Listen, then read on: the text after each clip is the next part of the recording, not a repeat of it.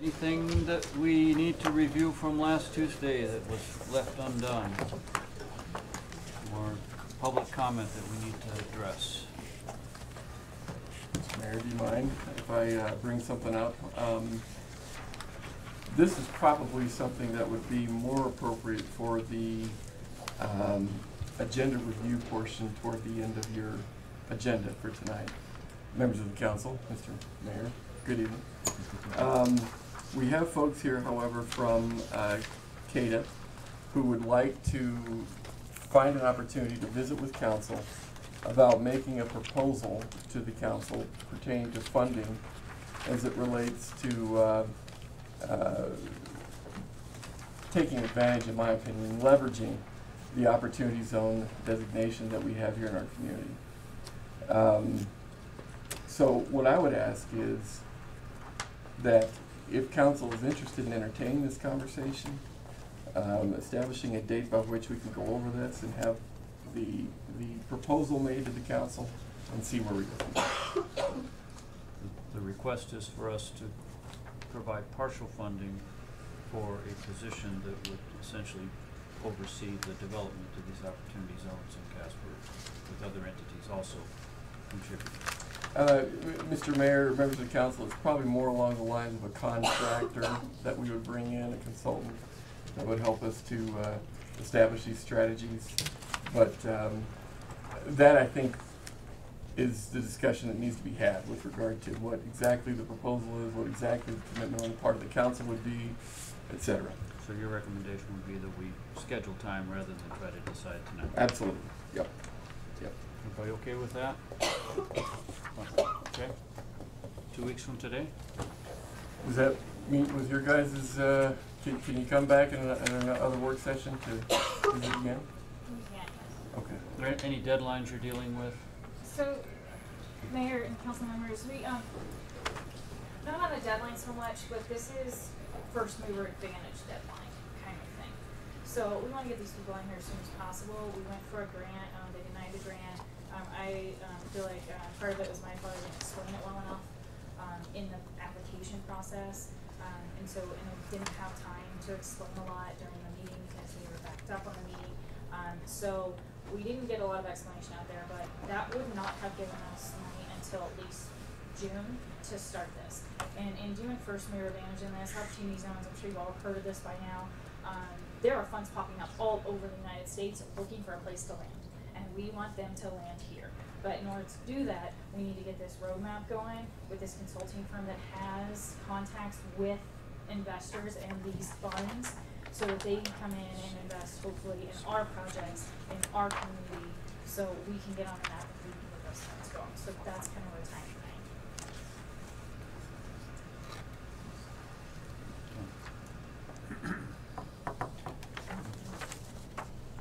Do you all, I'm sorry, just to council, do you feel like you need some additional time to look at this information before making any decision? I think we're being asked to contribute $10,000, is that right? Yes, Mayor, and also I didn't want to explain that. So the city is being asked for $10,000, the county is being asked for $10,000, the town of Mills is being asked for $10,000, and the Economic Development Joint Powers Board has already agreed to $20,000. So it's going to be $50,000 total towards this project. Why don't we just take a couple minutes to see where people sit right now, and if we can't resolve it, we'll just defer it until 2 weeks from today. Chris? These opportunity zones are an option to bring in new business. We were just talking before the meeting started that all we hear about is businesses closing in Casper and nothing coming in here. $10,000 has been collectively spent between us and the county and the other communities is probably one of the wisest moves we could make. So I'm all for it. Kristen? Just a little bit of clarification on the consultant. So ultimately the consultant's role would be A, helping establish roadmap, and B, helping connect us with investors that would potentially like to invest in opportunity zones? Correct. They actually, so they call it a roadmap, but also they have this thing called a prospectus, which several communities have come out with, and it highlights everything about our community. It's about a 50, 60 page document, so it's rather lengthy, but I mean, it's with pictures and graphs and just all information about our community and what we have to offer. Comments or questions? Ken? Does I guess I don't know quite a bit enough for me, but does the Chamber of Commerce do something like that, similar to that? No. They're not specifically, no. Okay. I mean, they're all about promoting business activities and sending packets out to prospective businesses. But these opportunity zones is really more of a tax benefit that we want to take advantage of, right? Yeah, just to reiterate, I'm supportive of this. I think it'll be a good opportunity. It's a good investment, and we're partnering with the other governmental agencies here in town. So I think it's a good investment and a good sound idea for us to be able to go out there and do this. Bob? Thank you, Mr. Mayor. I think this goes hand in hand with some of the developments that are occurring in the county now with the free trade arrangement that we've got. So I think we ought to jump in now because I think time is a significant issue. So I would prefer to go ahead and get started with it. Does anybody have any concerns about moving forward with this? Where would we come up with $10,000, Mr. City Manager? Out of our height. That is not a recommendation I have ready for you this evening, and so I'm not prepared to answer that. But I think I could give you some reasonable responses to accommodate the request if you're so inclined to do so. How about if we just leave it here? We'll just say that we support the concept and we'd ask you to find a place in the budget and tell us next week where we would, and then we could kind of give that thumbs up in the pre-meeting. But do you think we would actually have to pass something in a regular meeting before we could do that? Mr. Mayor, members of the council, what likely would need to happen is we would need to pass a budget amendment. We're going to pass a budget amendment anyway, and this would not be a big addition in my opinion. But certainly that would be the means by which this unbudgeted cost would be taken care of. How would it work if we put the budget amendment together for next week, and then in the pre-meeting you provide us with an amendment to the budget amendment that we could have passed in our meeting next week? If assuming that the council was okay with adding that extra change. It was understood by us that we would be tackling the details of the budget amendment on the 26th, which would be your next work session. That's right. Okay. And so that would be a very convenient time to go over the request here and any of the other changes that you might be proposing this evening, et cetera. So it wouldn't be formally passed until 3 weeks from today. Correct. What's that gonna do with timelines that they're discussing here? So, Mayor, council members, we won't need a check today or tomorrow or even probably a month from now. It's gonna be at least 2 months, and then they'll give us an invoice once they complete. We'll tell them this is how much money we have, this is how much work we can take from you guys, amend it as we need it, as we see fit. When they come in here, what they would do is come in for 2 days, meet with appropriate entities and businesses, project people around town, and then after they're kind of complete is when they would send an invoice. That's when we get at least 2 months. Well, just so Katie could move ahead with some confidence, how about if we just get a thumbs up for the idea of us considering this as part of our budget amendment on the 26th and including that $10,000 in that budget amendment, assuming we can find an appropriate place to get that money. You bet. Is everybody okay with that? Okay. So you've got a lot of support. I think we can move forward. Perfect, thank you. Okay. Council for people, anything else on last week that we needed to wrap up? Okay. Council on Disabilities. Can you start us with this? I sure can, absolutely, absolutely. A number of months ago, actually in the previous administration with Councilman Pacheco, we had some stakeholders in our community who brought forward the idea of potentially initiating like an ad hoc group that would be organized around the discussion of citizens with disabilities and ways in which, as a community, we could provide their voice as it is on a regular basis to the council, the city council. And they presented a couple models that exist currently, one of which is the city of Cheyenne, where they've had their council in place for some time. I can't remember exactly how long it was, but It's been a while. been a while, I think. And have established, of course, a really good rapport with regard to the conversation and the communication around these issues. We have some stakeholders here this evening, which we appreciate you coming. And the basic question in front of the council is, this evening, whether or not the council would like to move in this direction, and if so, what direction you would provide in putting this together, and or anything along there that we could help and come back to you with, or whatever.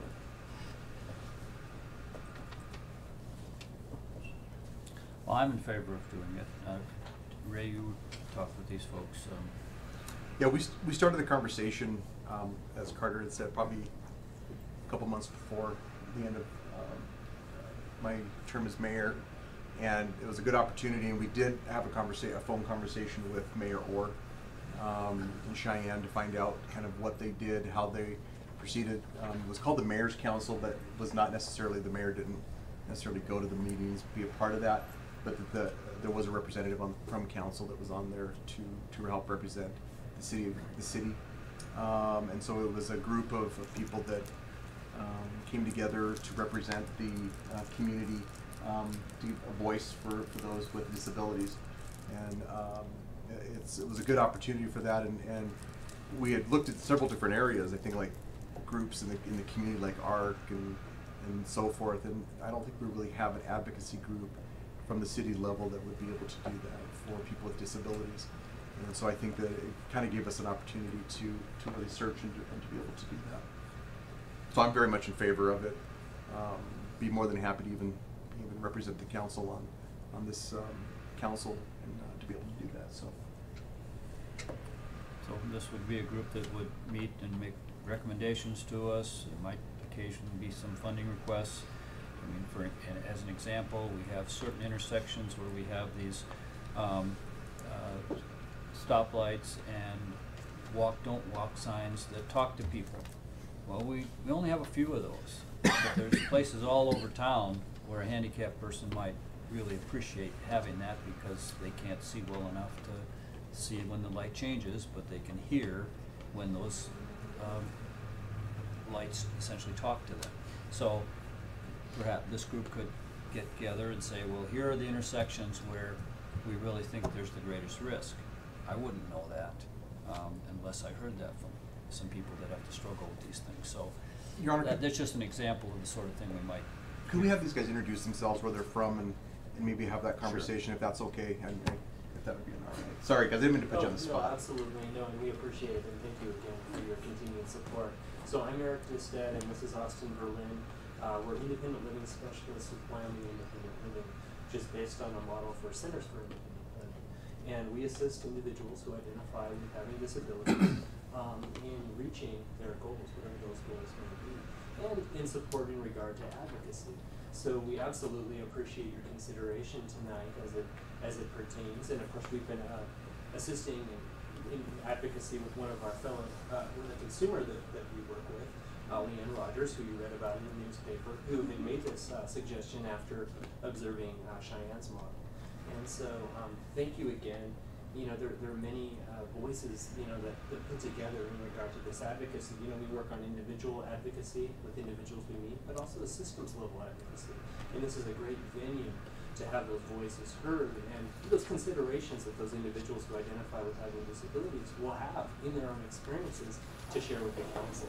And so thank you again for your time and your assistance. So how would we go about seeking volunteers to serve on this? Mr. Mayor, what I would recommend is we would get your direction to move forward. It probably wouldn't hurt to pass a resolution establishing the council on a formal basis. We would work with groups like Wyoming Independent Living to get the appropriate stakeholders around the table. I think it's appropriate to start establishing, bylaws and those kinds of things to provide some structure.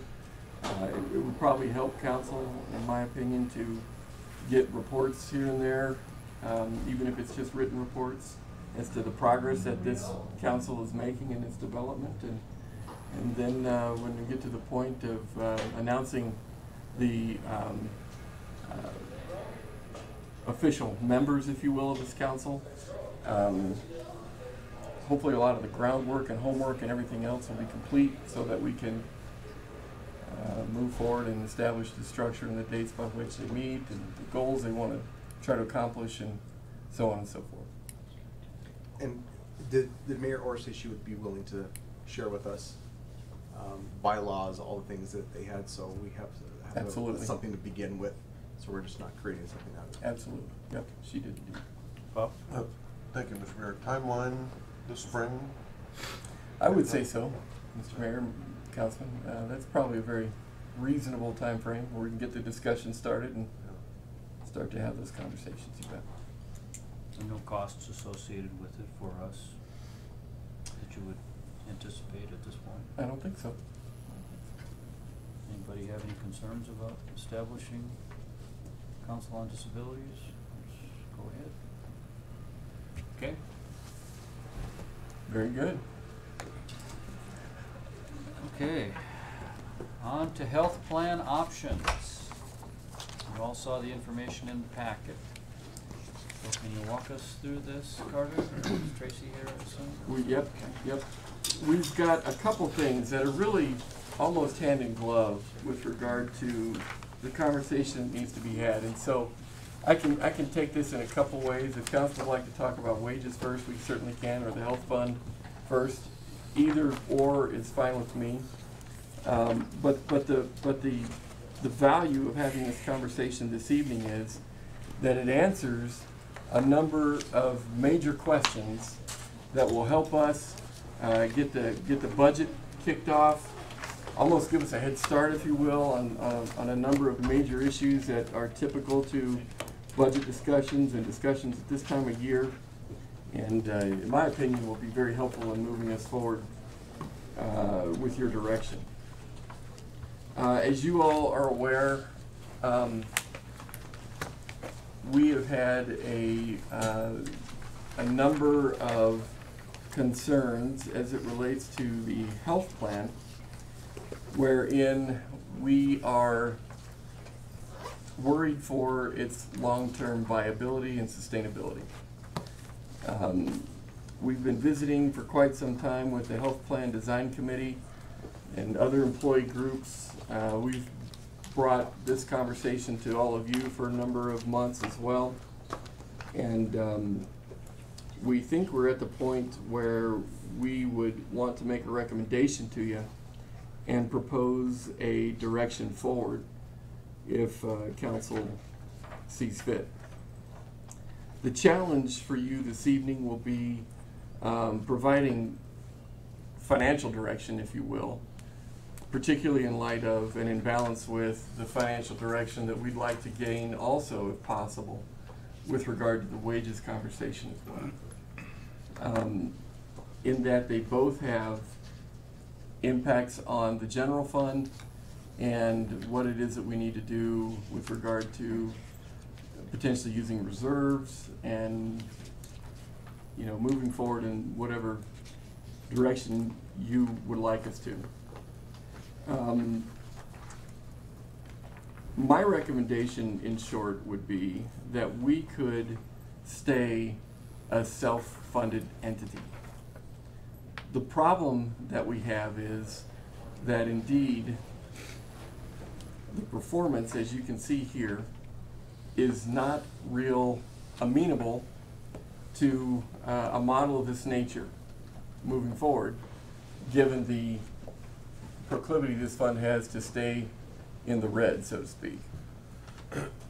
And so while it might be counterintuitive to say, yep, let's keep working in this direction, I would propose that we have more of a structure that hopefully you would support that would enable this fund to, eventually recover and be more sustainable over time.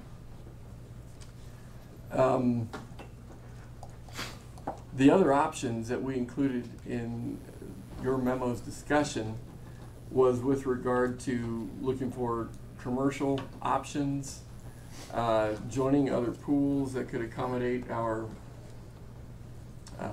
employee group size, joining the state's pool, which in my opinion, were that to be available, that would probably alter my recommendation to you this evening, and as you know, that's not an option for us, or remaining in our self-funded status with some structure associated with it. The first thing that I would recommend with regard to looking at the health fund and managing the health program from now on is treating it like an enterprise fund. Many of you probably recognize this chart, this layout, if you will, from our water fund discussions, our sewer fund discussions, and so on, in that this has become a real helpful tool to navigate some of the complexities that those funds provide and the ways in which we can sort of watch progress and maintain pro forma behavior and everything else. The challenge that we have right now when I talk about structure is that indeed this fund has not been managed in that regard, as near as I can tell, for quite a long time. There's not real clear direction with regard to what the employer share is compared to the employee share pertaining to contributing to the fund and maintaining its sustainability over time. The other difficulty comes too with regard to inconsistent fee management and those sorts of things. We are hopeful that with the resolution that we're proposing to be sort of a partner recommendation to this option, that indeed those questions could be answered from now on, and the debate over fees, the debate over how much is a good reserve or so forth, would not have to be had every time we have an enrollment period and subsequent potential rate increase and that kind of thing. And so I think from that standpoint, providing that structure and everything else really does allow us to move forward in a more managed and manageable environment, and therefore have a much greater chance at avoiding a business plan that looks like that compared to a business plan that you're more accustomed to seeing in the enterprise funds, for example. If I could, what I'd like to do is sort of walk through some of these major points here. I'm going to grab some water.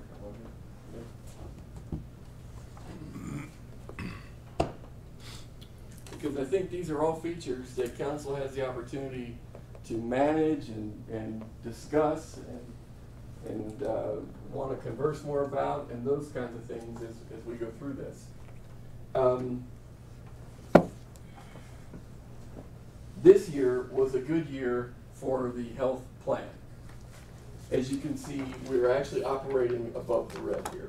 And as you'll recall, the red line is the point of demarcation where indeed the health fund starts to lose money.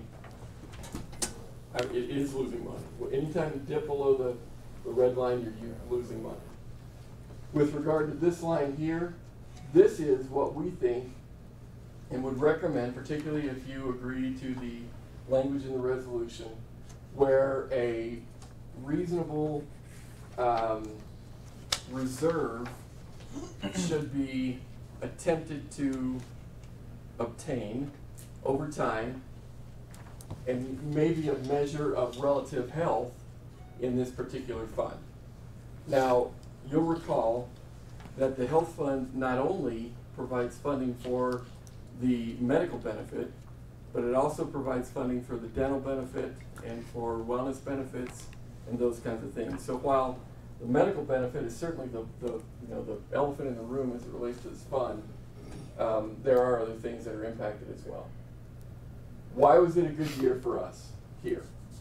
Well, first of all, this number actually improved since the time that you approved the budget almost a year ago now. We are seeing savings in this particular line of about $1 million, which means that for the expenses that we anticipated having, we are under budget by $1 million, which is great news. The challenge with that is we're not through our coverage year, and as a matter of fact, we still have quite a bit more time to do that. So we could potentially see more savings, or we could potentially see more expense. And so that's always the thing that you watch with this figure here. This is the rate increase that council did assume and adopt. This entire increase was absorbed by the city council and so on.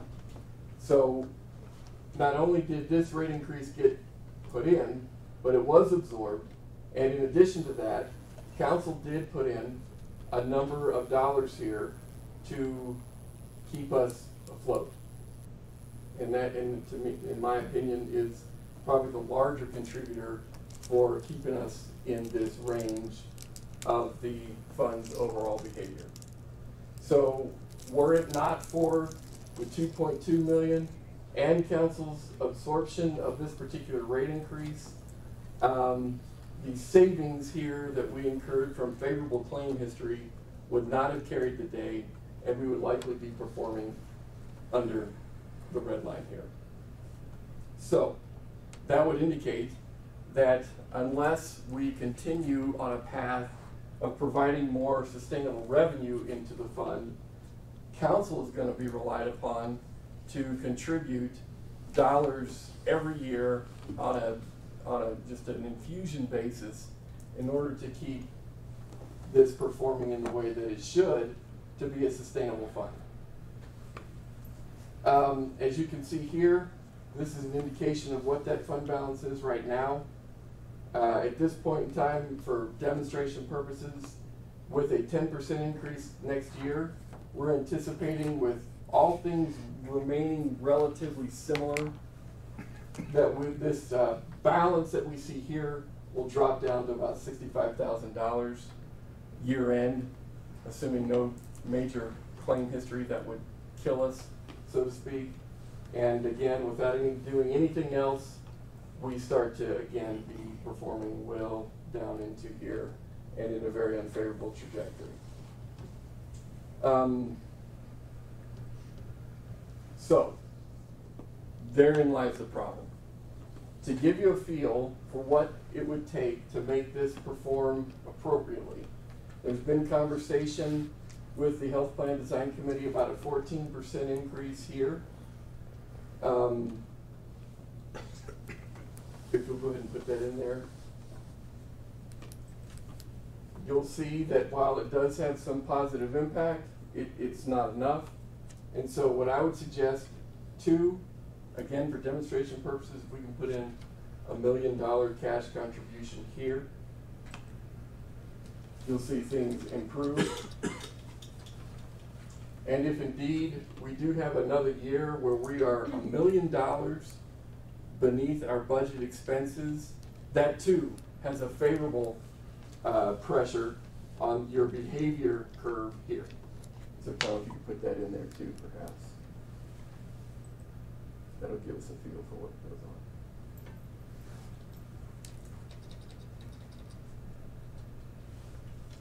So you can see with the right amount of cash and the right amount of savings that we might incur from an expense standpoint, things do improve. But that is heavily reliant upon a fairly modest increase, a willingness on the part of the council to inject cash infusions, and I would suggest that that's not a business plan that is sustainable over time, because eventually your reserves are going to run out, your dependence on cash coming from the general fund, so to speak, or as an example, is all dependent on the council and what it is that you feel at that moment in time. What I'm recommending, as you can see here in your resolution, is that indeed we do establish a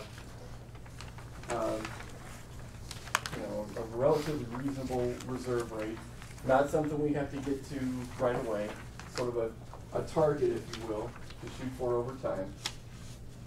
We are proposing that council settle on a split that we can plan with and rely upon over time. We're suggesting that in this resolution that be an 85-15 split. Between the plans that you have right now, that split isn't consistent, and as a matter of fact, is different with regard to each plan, which I'm not sure was meant to have happened by design, or if that's just the way it's been because of the infusions and the participation and so on. But those are the two major features of what it is that we would suggest with regard to moving forward for this plan. I would also suggest that assuming that there will not be rate increases, as has been the case for the last 6 or 7 years, is again a faulty business model pertaining to trying to get revenue coming into this fund on a frequent, more reliable basis to try to keep up with the expenses, because that's basically what the problem has been. Revenue has not kept up with expenses, and therefore expenses have gone unchecked, and no real or adequate answer has been provided on a revenue standpoint. Assuming that no expenses are saved, let's just say that from a budgeting expense standpoint, we don't really see any progress, but we don't necessarily lose ground. So if we could take that back, that $1 million out of there. And certainly I think the conversation needs to continue with regard to design features, with regard to ways in which to become better consumers as users of the plan, and that kind of thing. Those kinds of conversations need to be happening anyway in a self-funded environment. Tom, if you could put some rate increases over time with some cash contributions here. This at least gives council a feel for what it is that, from a frame of reference standpoint, that you might suggest. I should tell you that that rate increase, and whatever rate increase is recommended over time, does include not only the employee but the employer as well. So, those would work in concert with expenses that would be accounted for in your budget document once we get those kinds of directives from the council. So it's not just an employee issue, that's employee and employer share of those costs. Right.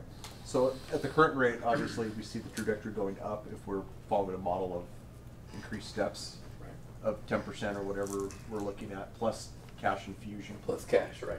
How many years are you seeing that, Carter, that we'd have to do that in order for us to get to that 5 million reserve balance, are you thinking?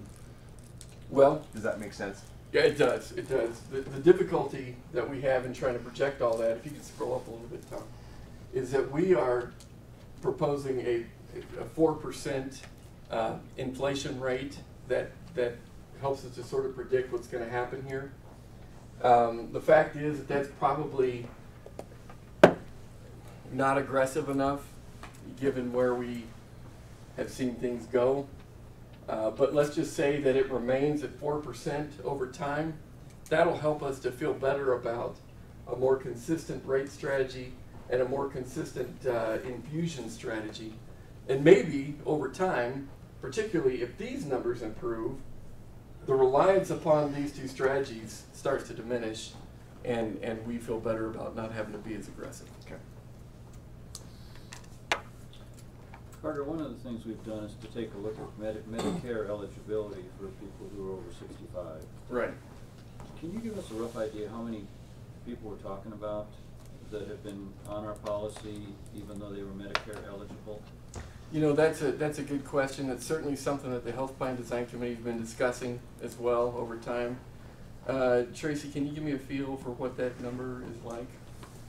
With people who chose the post 65, Post yeah, 65. there was about 25, thinking 25 people, that senior benefit advocates met with them and transitioned them off of our plan.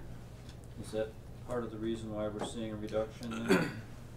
Is that they're no longer a part of the system? I assume people over 65 tend to have more claims? Yeah, unfortunately not yet, but the good news is it'll look better because our plan year started in January, so effective January 1st of this year is when they actually were removed from the plan, so it should look better with them no longer being on. Which you would see reflected here. Right. That would help these numbers improve right here, hopefully. So that's certainly a design implement that has been adopted. Bob? A question along the same lines, for those folks that retire before age 65, how big a pool is that? And do we pick up Part B as part of our insurance program? We would be a supplement, right, we have a supplemental policy. Yes, I can. Mr. Mayor and members of the council, if they are under age 65, they are not Medicare eligible Right. yet. Yeah, so So the folks that are over age 65 or have become Medicare eligible due to other reasons are no longer on our health plan. Okay. Effective January. So we don't pick up Part B for those people? No longer. But we've got a group of folks that are 50 plus, retiring before 65, and they're in the plan. They're in the plan. And that group as a whole typically significantly outspends younger folks That is correct. being in that group. So I assume that's something you guys have talked about. Yes, currently, they are running, this was as of the end of 2018, and that group was running at, I believe, about a 266% loss ratio at that time. Is that the biggest loss ratio we have? I'm sorry, I misspoke, it's 241, and our post-65s through 2018 were running at 466%. And we continue to pay 85% of their premiums. No, sir, they pay the full premium. They pay full premium. But even with the full premium, it wasn't enough to. It wasn't enough to. Still doesn't cut it. Right, right. I think I heard another question. Did you ask if that was the biggest loss ratio that Right. we have? Yeah, is it, I would assume that is, or is it? I think the 466 by the post 65 was the biggest loss ratio that we had. Right, but with what we're currently managing, is the 243 the biggest one now? It is. Okay. Currently, if I may interject, currently actives are running at 100%. So for every dollar in, we're sending a dollar out. That was through the end of 2018. Okay. Other questions for Carter? Just for my clarification, is this plan entirely managed in-house, or is there like a third-party administrator that's like processing claims, or? Right, Mr. Mayor, Councilwoman, we do have a TPA, and they do help us from those kinds of things, and so those expenses are also captured in this fund as well. Yeah. Two questions. You mentioned state insurance, and you said if we recommended that, you would have another option. But then you said we can't do the state insurance. I'm kind of confused because you're saying you'd recommend a different option, so it sounds like it could be an option, but you're saying it's not an option. Can I get clarification on that Absolutely. aspect? You betcha. Mr. Mayor, Councilman, what I'm trying to say is that if joining the state pool were an option, I would recommend moving in that direction. The problem is that the legislation is not available to allow us to make that decision. And so consequently, it is not an option available to us because that legislation doesn't exist and doesn't allow us to make that change. It was a 17 to 13 vote in the Senate. Gotcha. Against. Right. Okay, and then my other question I have is, you're showing 2017, 18, and on through. Where were we redlined before 2017 and on back. Did I miss it? Oh, okay. So in theory, I think these two net, the health fund and the health fund reserve net, correct? Like when you're talking about the red line? The red line here? Yes. Yeah. I may not be understanding the question appropriately. Sorry. Does the health fund and the health fund reserve, do those net together as far as like when you're talking about being in red or in black? Oh, I see.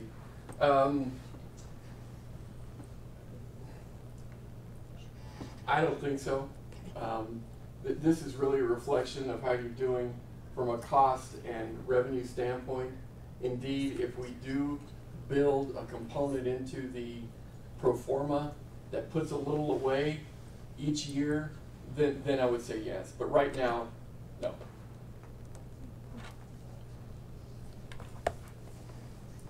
And has the breakout always been 85 to 15, Carter? Is that in terms of employer and employee contributions? Well, Mr. Mayor, I would say that it's varied over the years. In the absence of a definitive statement on the part of the council policy, if you will, that has changed.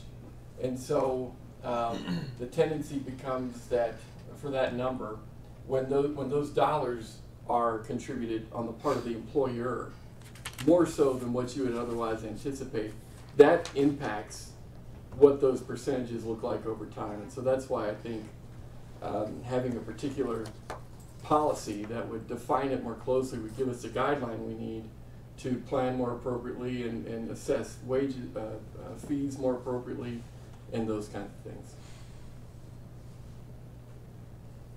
Okay. Steve? Mr. Mayor, Mr. Manager, what has the percentages been then in the past? To give you an idea, currently the one plan is at 87 or 84. Can you clear that up? Buy up, buy down. Sorry, we just got rid of the buy up plan. So the buy down plan is at 80, almost 85. We're almost at the 85. It's 90. Oh, 80, I believe at 89. 89. So we're closer to 89.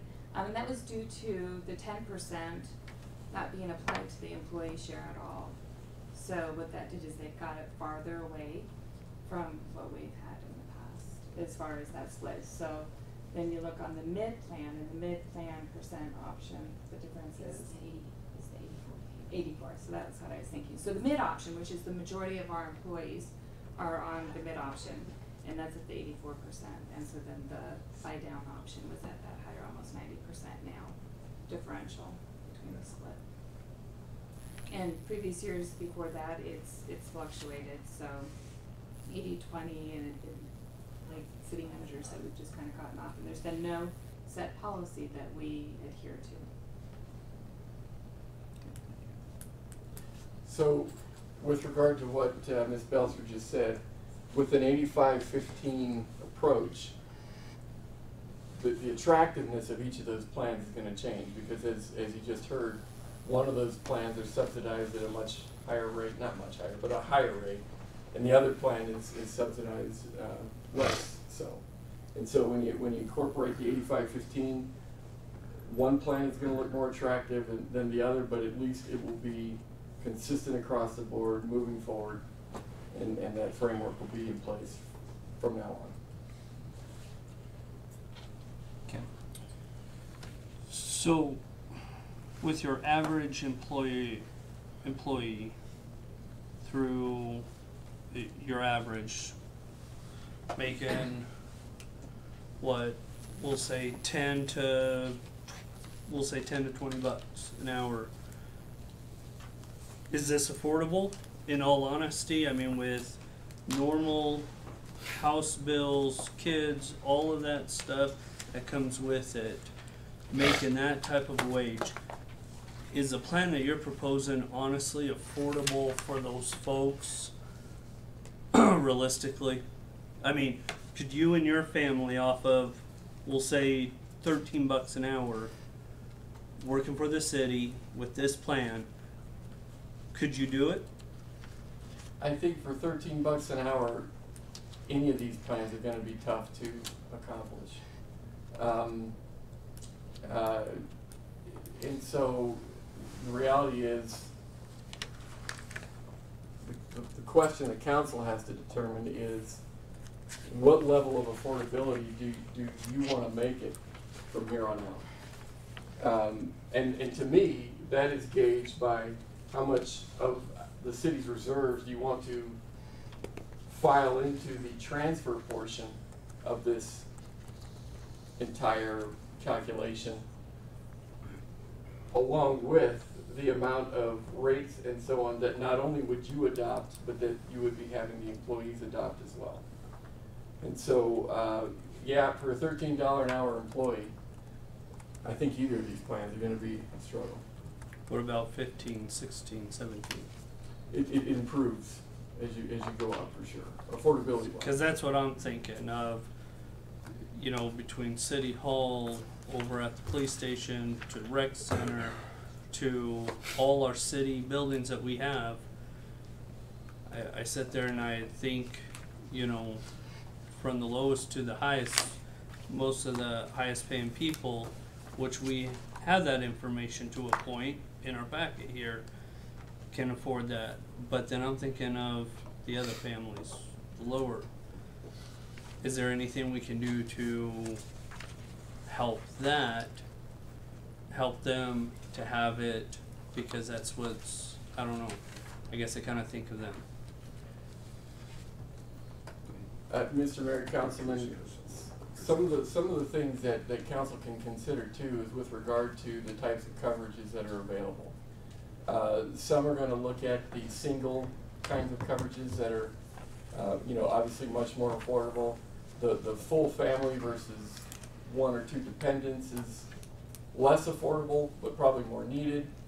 There's just a whole array of factors that figure into what each employee enrolls in and signs up for. Not to mention each of the plans that they have available to them as well, in terms of when they pay deductible and versus premiums and that sort of thing. So, yes, I think the right balance would be to try to find enough options to give folks of varying income levels more to choose from. But at this point in time, we've tried to streamline the offerings to find the best balance that we possibly can. But I'll admit, a design discussion, as I mentioned earlier, needs to always be at the cusp of the conversation so that we're not missing opportunities or you know, overcharging where we may not need to. Kristen, did you want to add something? I'm sorry, please. I just wanted to add that under the Affordable Care Act, there are minimum standards of affordability, and so we do work with our consultants, our benefit consultants, before we make any recommendation for a premium increase. And if it wasn't quote unquote affordable, which would be like 9.5% of their household income, they'd be eligible to go to the exchange and potentially get subsidized premiums. So I mean, that's an option too. It's not like they would just be like, well, this isn't affordable, so I just don't have health insurance now. There are other options. There are, but they just don't cover as well, though. Potentially, but I'd say, I'm guessing by keeping premiums extremely affordable is how we got into this situation of being so far deep that it's getting difficult to see the light. Quick question, because you had said like spouses and dependents. Is that like subsidized, or is that fully on the employee's responsibility? They are shared costs, yes. Okay. And you said there's multiple plan structures, correct? So like somebody could say, I want a lower premium, much higher deductible. Right. The one thing that I think we would like to talk to you about at some point in the future, if this is the direction we're going, is the whole concept of an HSA. Yep. There seems to be some interest in the organization for that option. And inevitably that's going to bring some benefits to the table as well. That too is a design discussion along with the discussion of the pre-65 retirees that are on the plan. That too is a design discussion that should be had. You know, there's a couple of things that we really should look into that I would recommend looking into. that can bring a lot of benefit again to this portion here. But you know, the balance is at what cost with regard to what it is that we're offering our employees and their families. So Carter, with this resolution, at what point would you, because it doesn't really specify how much time we're giving ourselves to reach that black line. Right. Obviously, we're not going to do it next year. Correct. Is this, it doesn't seem clear enough to me in terms of, it's kind of sets the goal, but it doesn't really say what we're going to do each year to get there, does it? No, it doesn't. It establishes the broad goal of having a reserve. And we can certainly talk about whether or not that number needs to come down or up or whatever. This is our attempt to identify a basis for a reasonable reserve. And you'll remember, reserves are in place for a fund like this, which has a tendency and the proclivity to be a very volatile fund, depending on claims history and health issues that folks are going through, et cetera. So we would recommend a reserve, but we would have to bring you some sort of business plan that over time would show and demonstrate what we think rates are going to look like over time, what we think the transfers are going to be over time for cash and those necessities, and if all that is copacetic, what that means in terms of providing those net balances that help contribute to a reserve. That is almost an annual discussion, which is why I like the enterprise fund model of looking at this conversation, because it forces us to come back together on an annual basis at least to say, hey, here's how we're performing in certain elements of the behavior of this fund. Here's where we think we're really struggling, you know, and those kinds of things. And then we continue along, hopefully, that practice so that, again, this doesn't get out of control and continue like this over time and threaten our ability as an organization to provide a benefit to our employees. So this year, then, in each subsequent year, you would reference this resolution and then give us the numbers you recommend in column E and F for that budget year, if I'm following this. I think so, because the resolution would establish a very basic framework that we would need to plan accordingly and hopefully develop, as I mentioned, sort of that outlook with regard to what we think we're going to need over time. The challenge will be, from a transfer standpoint, the cash availability to make these kinds of things happen, to try to keep the downward pressure on the proposed rates and that sort of thing. So I wish we could say we could put a quarter in it and let it roll, but that's not going to be the case. The problem is we have kind of done that and not addressed this enough, and the fund has nearly gone broke. And then this year, you'd recommend 14% and $1 million going into this budget. For starters, that's right. Bob? Thank you, Mr. Mayor. I really support this kind of a concept. I think, quite honestly, we've been remiss in not taking a hard view of this every year and having something to look on as a goal. And, you know, that's our issue. When you put the numbers we started with and you look at the increases that we have not done over the last few years, we wouldn't quite be in the pickle we're in now had we addressed it on an annual basis. So I think putting this in place is absolutely the correct step. But I would like to point out, since much has been made of the 4 years that we did not have the employee increase, that putting a 5% increase on top of a 15% contribution, you're not talking about something that would have saved this fund. Right. Or even close. So, Kristen. We're talking like plan design, so whatever it may be, whether it's tobacco users pay a little bit more, or when do those things have to go in place? Is it only at the beginning of a plan year? So like say it has to be a January 1st, or can that be like a mid-year plan change? You know, we've actually talked about that too, if I may, Mr. Mayor, Councilwoman. So they could be more copacetic with respect to planning guidelines as it relates to the budget and those sorts of things. But right now, the enrollment period is conducted pretty much in the fall with an expected new start date to be in January. When you make changes with regard to health plan, with regard to design, I should say, that normally would kick in an enrollment period.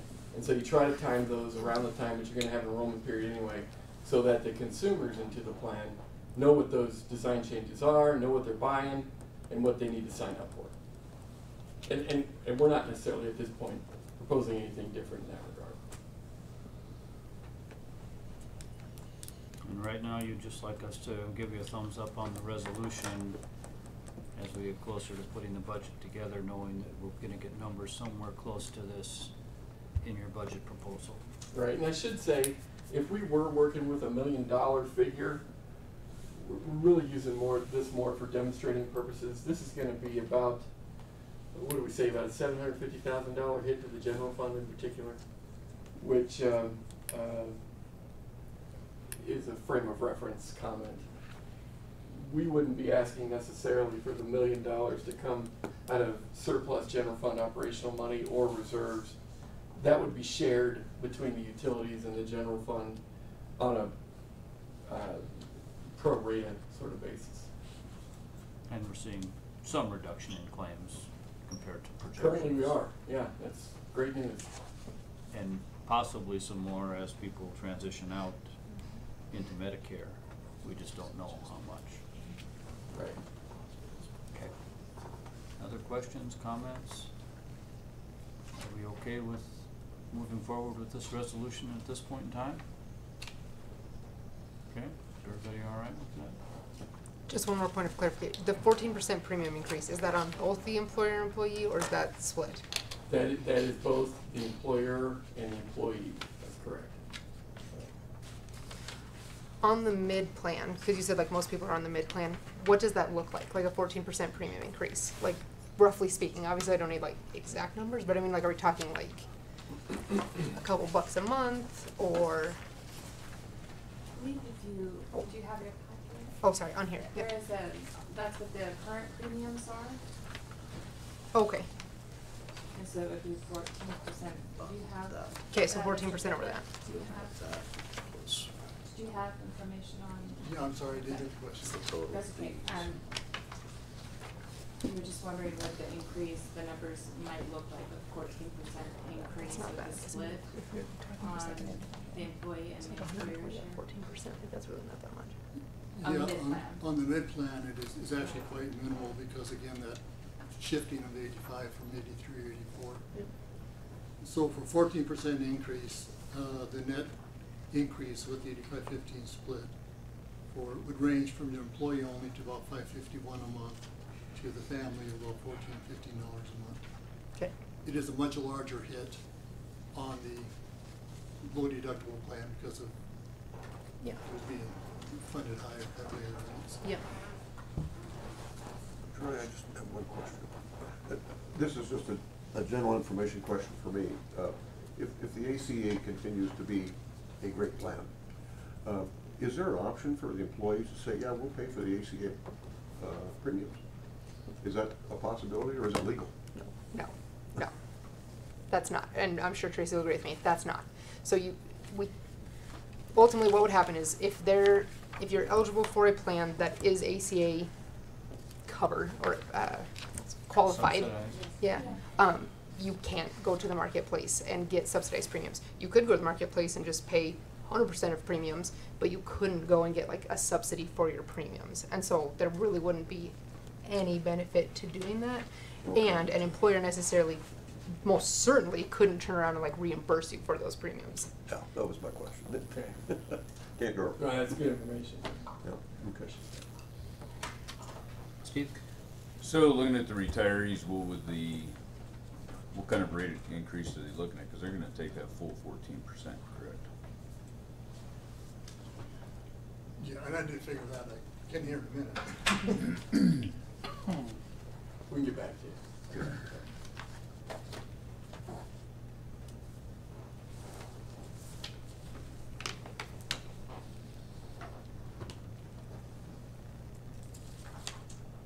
I think that's all I have. Okay. What we'll do then is prepare the resolution for formal consideration and move that forward. Did I get 5 thumbs up for the resolution? I think we did. I think it went. 4. I guess 5. You're up. Oh, yeah. All right. Okay. On to wages.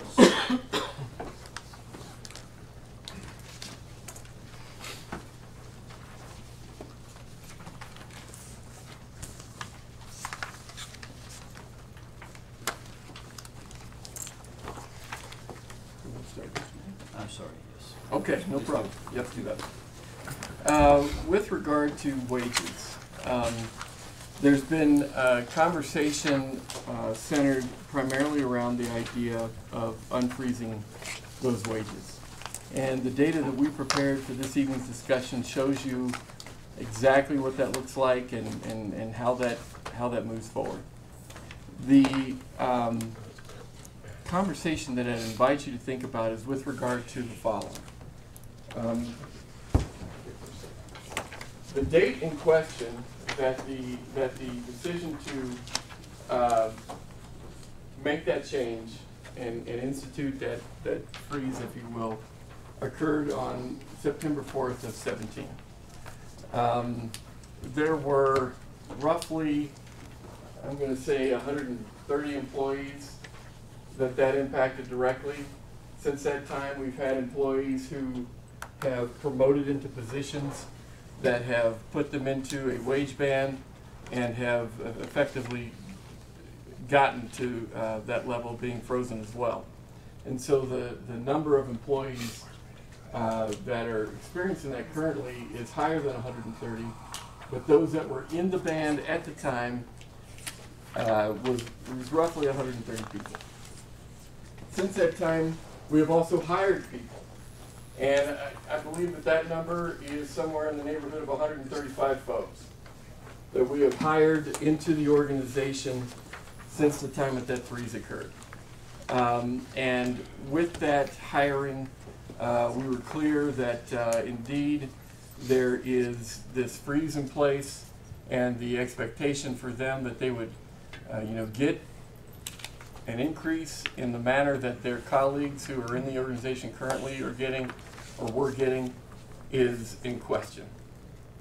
Additional to that, we have employees in the neighborhood of, I don't know, I'm going to say whatever the difference is with the remaining amount of employees that we have. Let's, for conversation's sake, there's about 250 employees who are not in a band and have worked with the organization long enough to where they have capped out.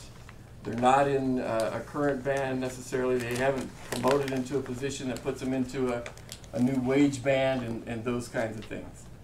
And so the reality is we have 3 sets of employees that I would hope we could have conversations about that, in my estimation, if we could deal with all of those with the effect of turning the wages back on, to me would be ideal.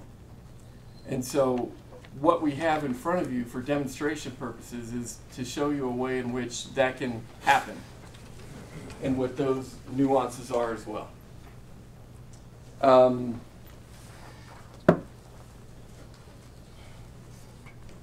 For purposes of orientation, you're familiar with this chart. It is very similar to this chart here. And that's a chart that we use to put throughout the organization that shows everybody what's going on with sales taxes and so on. The problem is that this chart is only reflective of the general fund. And for me, that's really helpful because the general fund is the most vulnerable, volatile fund that, by the way, we have the least control over. The enterprise funds, as you know, are funds that you manage directly, you oversee the fees for and everything else. The general fund is not that kind of a fund. And so we're very dependent upon sales taxes, as you might imagine. While there are other revenue sources that come into the general fund, it's a fund that's very dependent on sales taxes. This line right here, this represents the bar that we set a year ago with regard to the performance of the general fund. And so this essentially is what represents the budget for fiscal year 19. Okay? These bars right here reflect the actual receipts throughout the year, and shows you in relation to the budget that we set, how we performed. With regard to turning on the step increases, and I'm suggesting turning them on for not only the 130 that were hired, or prior to the 9/4/17 time frame, but also the 135 that were hired since that time and would otherwise be in a wage band of some kind. That is where this number right here would suggest we need to be in order to accommodate that. I would also suggest, as a part of this number, that for those who have been in the organization for a long time and have not historically had access to wage improvement and those kinds of things, that we suggest at a minimum giving them a lump sum payment of 5%, so that indeed there is some earning capacity.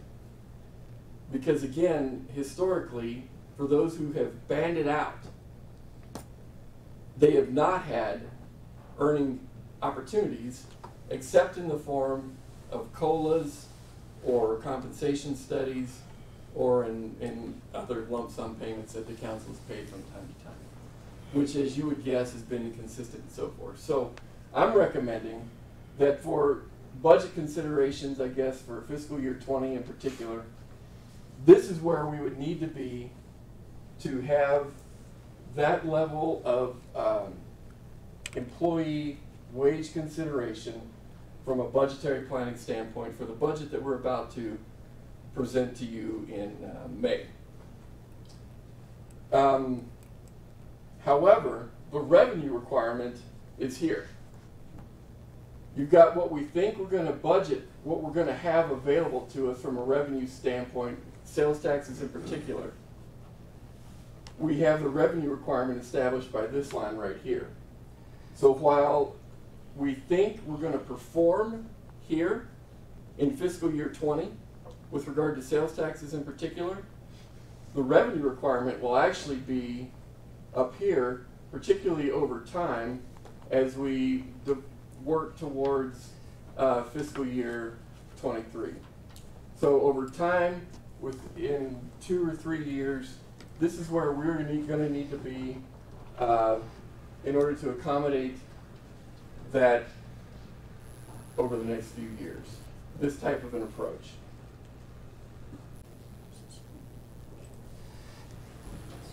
So you can see that they're very close to what it is that we're planning for from a budget standpoint, fiscal year 20 impact, and fiscal year 23. My suggestion would be that without the appropriate revenue growth that hovers around here, similar to what we're seeing right here currently, we're going to have to make up that difference either in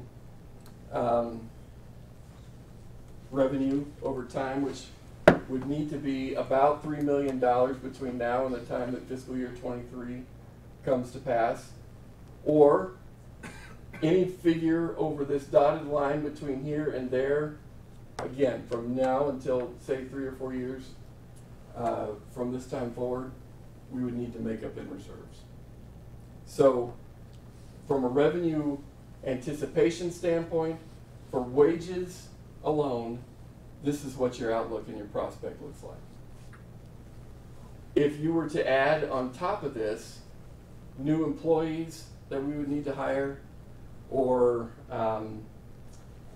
operational money from the general fund to cover insurance and so on, that drives this number higher.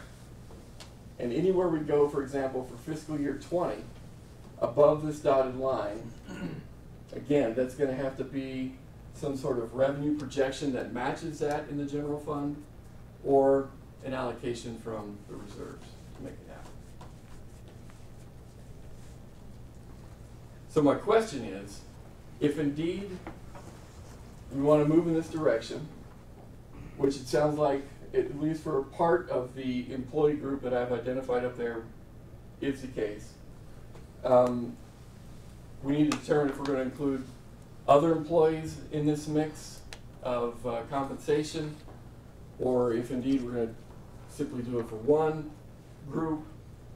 And depending on how you move forward, will determine where we're going to be from a budget planning standpoint, particularly when we start presenting a budget to you in May.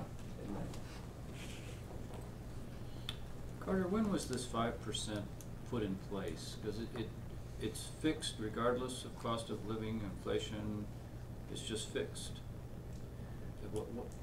Has it gone back a long ways?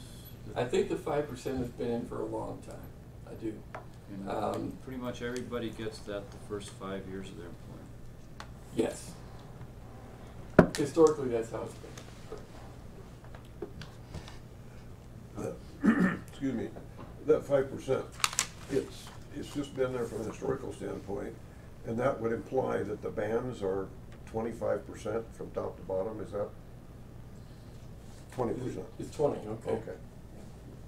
So 4 or 5 years is what it takes to get through that band progress, if you will, depending on if the employee actually starts at the bottom.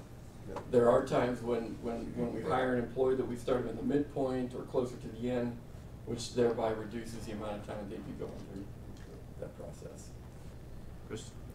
For this graph, so when we're saying for year 20 impact, for year 23 impact, things of that nature, are the only factors the July through June of this fiscal year, correct? Like, it's not taking into factor like revenues that'll be earned in those other years. It's just this year. Sorry, does that? This is a month-to-month demonstration. Yeah. I'm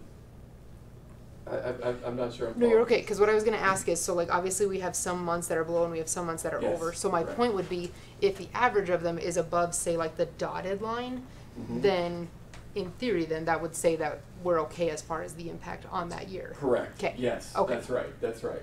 And so some years are going to perform better, some years are going to not perform as good. Okay. What we're trying to tell you is that based on what we can tell right now, this moment in time, and obviously we have more months to go through, we think that your budget representation in this format will be right about here for fiscal year 20. And that the revenue impact based on what we're looking for here and what we're proposing with all the employees engaged will be very, very close to consuming what we think will be available by way of added revenue from this year to next. This only represents what the outlook will look like over time and what the revenue requirement will need to be if we continue in this trajectory on what we know right now. Does the green line include direct distribution, Carter? It does include direct distribution. So, well, no, let me take that back. This really is a sales tax analysis. The general fund that we will present to you will include direct distribution. And so all of that culmination of revenue, including minerals and severances, sales taxes, franchise fees, direct distribution, etc., will make up what it is that is the entire picture for the general fund. Sales tax being the breadbasket, if you will, in the revenue world for the general fund. And that's why we kind of pulled this out to analyze it specifically. Steve, are you waiting, Steve? Well, your top line is representing 2023, right, or fiscal Right. year 23. So, I mean, we can say that we're gonna have an increase in there, but along with that, wouldn't you think maybe our sales tax might go up or go down? Exactly. So it's not really a fair representation to put that up there and look at where we're at today, because, I mean, that, we can say that's where we need to be, but nothing says that we're not going to have sales tax that'll get us to that point either. That's correct. It's merely a representation of where our expenses are gonna be 2, 3, 4 years down the road. That's Sure. right. So our revenue requirement will need to at least be right here. Right. And I guess the point that I'm trying to make is that looking at that today, if we went into another boom, that could be substantially higher sales tax coming in. So to It look could. at that right now, it looks terrible for 23, but you can't project that right now as to what the sales tax is gonna be. It might look, we might blow off the charts by then. It certainly could, but we can project the expenses, and that's why we Sure. put the line there, because it's an expense line. Bob? Yeah, just looking at this, and I know we're talking pretty large generalities here, but if we assume that our policy, if there really is one, I don't think there is, that the enterprise accounts have to cover wages, period, from all levels, how would that affect what we've done on each line? I know that's hard to think of off the top of your head, but. No, this does represent what the general fund exposure will be with regard to salaries. Okay. And so, our policy would be that enterprise funds have to pay the wages. that's what we've assumed. Okay, that's important. Exactly, yes. So they will share their cost of whatever it is we do here. This is just a general fund discussion. Yeah, okay, thank you. Steve, go ahead. So the enterprise fund covers wages? I would suggest that it does, yeah. Okay, Yeah. and so across the board, so we're not talking just these employees, and I'll come back to another question on this in a minute, but we're not talking about just these employees, or I guess, let me ask this question. That bottom number of 250, does that include contract employees? Meaning department heads or people that are on a contract? It does not include department heads, but it does include the other employees that have contracts in the department, like division managers, managers that are, lower level managers as well that might have contracts. All right, and so those wages for department heads would also come out of the enterprise fund, the same fund we're talking about? I would suggest it should, yeah. Then a follow-up question, out of the 130 at the time that this was frozen, have we lost any of those employees? And were they replaced by any of the 135 that we've hired back on?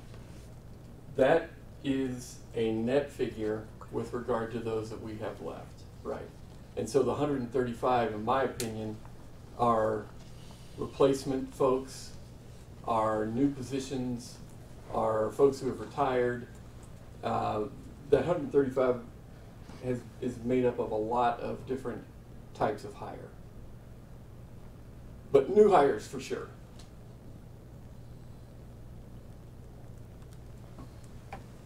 And just to be clear, those numbers are what I would say are, broadly the numbers that are reflective of the entire organization.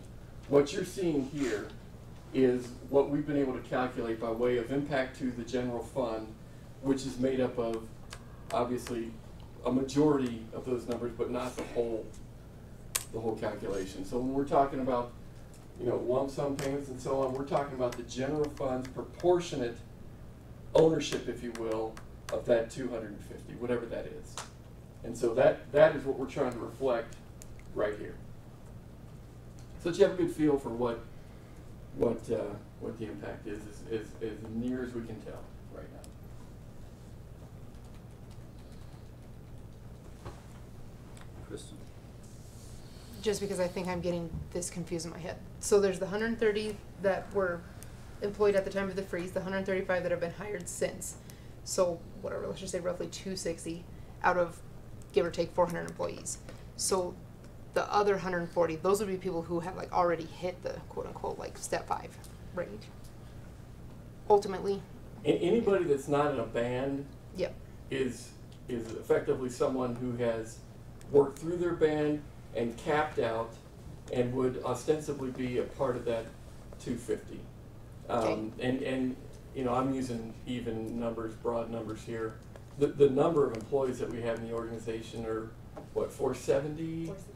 469. Okay, sorry, I thought. And that includes our regular part-timers as well. Yes. So, Okay. regular part-timers aren't quite in this mix necessarily. Certainly not the seasonals and those kinds of things, so. We're trying to be reflective of what our regular FTE Yeah. count is, and therefore what that sunk cost would look like over time. So, sorry, just to keep that going. So, those two groups are what this step line would reflect, and then the lump sum would be the people who are not in those two groups? We would not have, unless they promote or go to a different job or whatever, those folks in the 250 be represented in these steps. Okay, so they wouldn't be here. Yeah. Now, over time, you will have people who are here come into here and receive, lump sum payments and so on, because they are banding out. Yeah. Okay. Unless they promote, get a different job, and those kinds of things. So that hopefully is giving you some indication of the trickiness of trying to reflect this to the T, particularly over time, because movement between these categories, if you will, happens very frequently.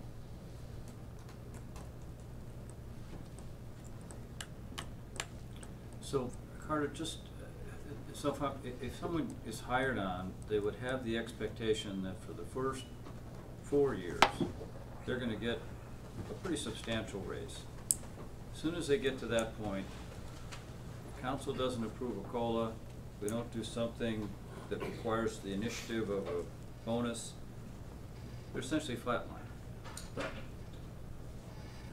Without COLAs, without a year-to-year decision on the part of the council to initiate a one-time payment or a bonus or a lump sum payment, whatever you want to call it, that's correct. Their earning opportunity really ended when they stepped out of their wage band, whatever that might be, and it can be a whole variety of things. It changes if they get promoted or they get a new job in the organization, because then they basically get back into this top category of employment, which again, that happens as well, which is a good thing.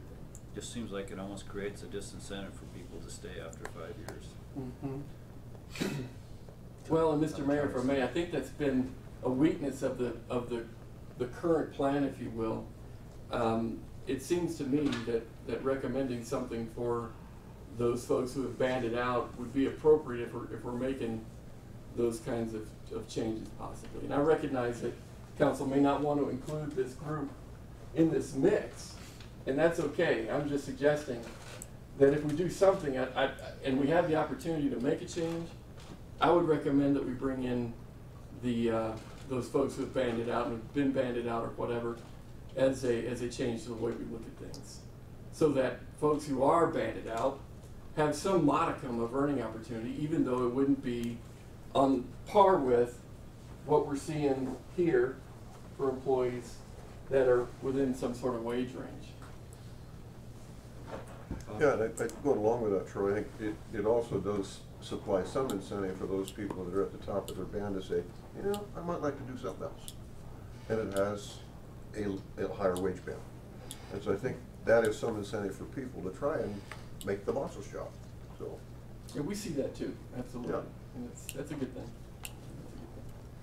If you want the boss's job. Right. Right. Carter, just so we can have a complete discussion about this, because it's a high-stakes game, people have strong opinions when it comes to Right. wages. Tell us your argument for doing this lump sum arrangement versus just putting another COLA in like we did last year. Well, the challenge that you have with regard to the COLA is it actually multiplies on top of whatever it is that's going on here. And so where you look at impacts like this, adding a COLA on top of this mix actually pushes these revenue requirement lines quite a bit higher. And it gets us to the point of looking at reserves as a solution for these things quicker. Now, certainly, I think council has the option of giving COLAs to folks who are outside of their wage band. And indeed, that is an option council can consider. We did not make that calculation here, and so we don't have that reflected here. But typically, COLAs are based upon cost of living indices that would suggest, you know, the need for things to be raised from a wage standpoint because of local costs are rising and need to be reconciled. Generally speaking, that's something that's done for every employee, not just a segment of employees. But the reality is, council can decide to do whatever they'd like, not even call it a COLA, and print out some sort of wage increase on a percentage basis for these folks too. I didn't recommend that. I'm not necessarily saying we shouldn't, but it will impact this this outlook pretty quickly. And just thinking out loud, it's hard to change something that has been a tradition and really has become an expectation, really, for employees on hire, that this 5% is going to happen unless we have a radical situation like we did where we had to freeze it. But if we didn't have that, I mean, how would it work if that was 3% and you said, but every year we're going to try to see if we can afford a COLA so that nobody loses ground? Bob? Yeah, one thing that's kind of commonly done, it's not necessarily in our organization, but it's commonly done that from a corporate standpoint, you look at your wage increase budget. And the wage increase budget consists of two parts. It consists of either a step or performance, and then a COLA piece, which would be part of the 5%. Right. But you establish a budget on an annual basis based on what you think your revenues are.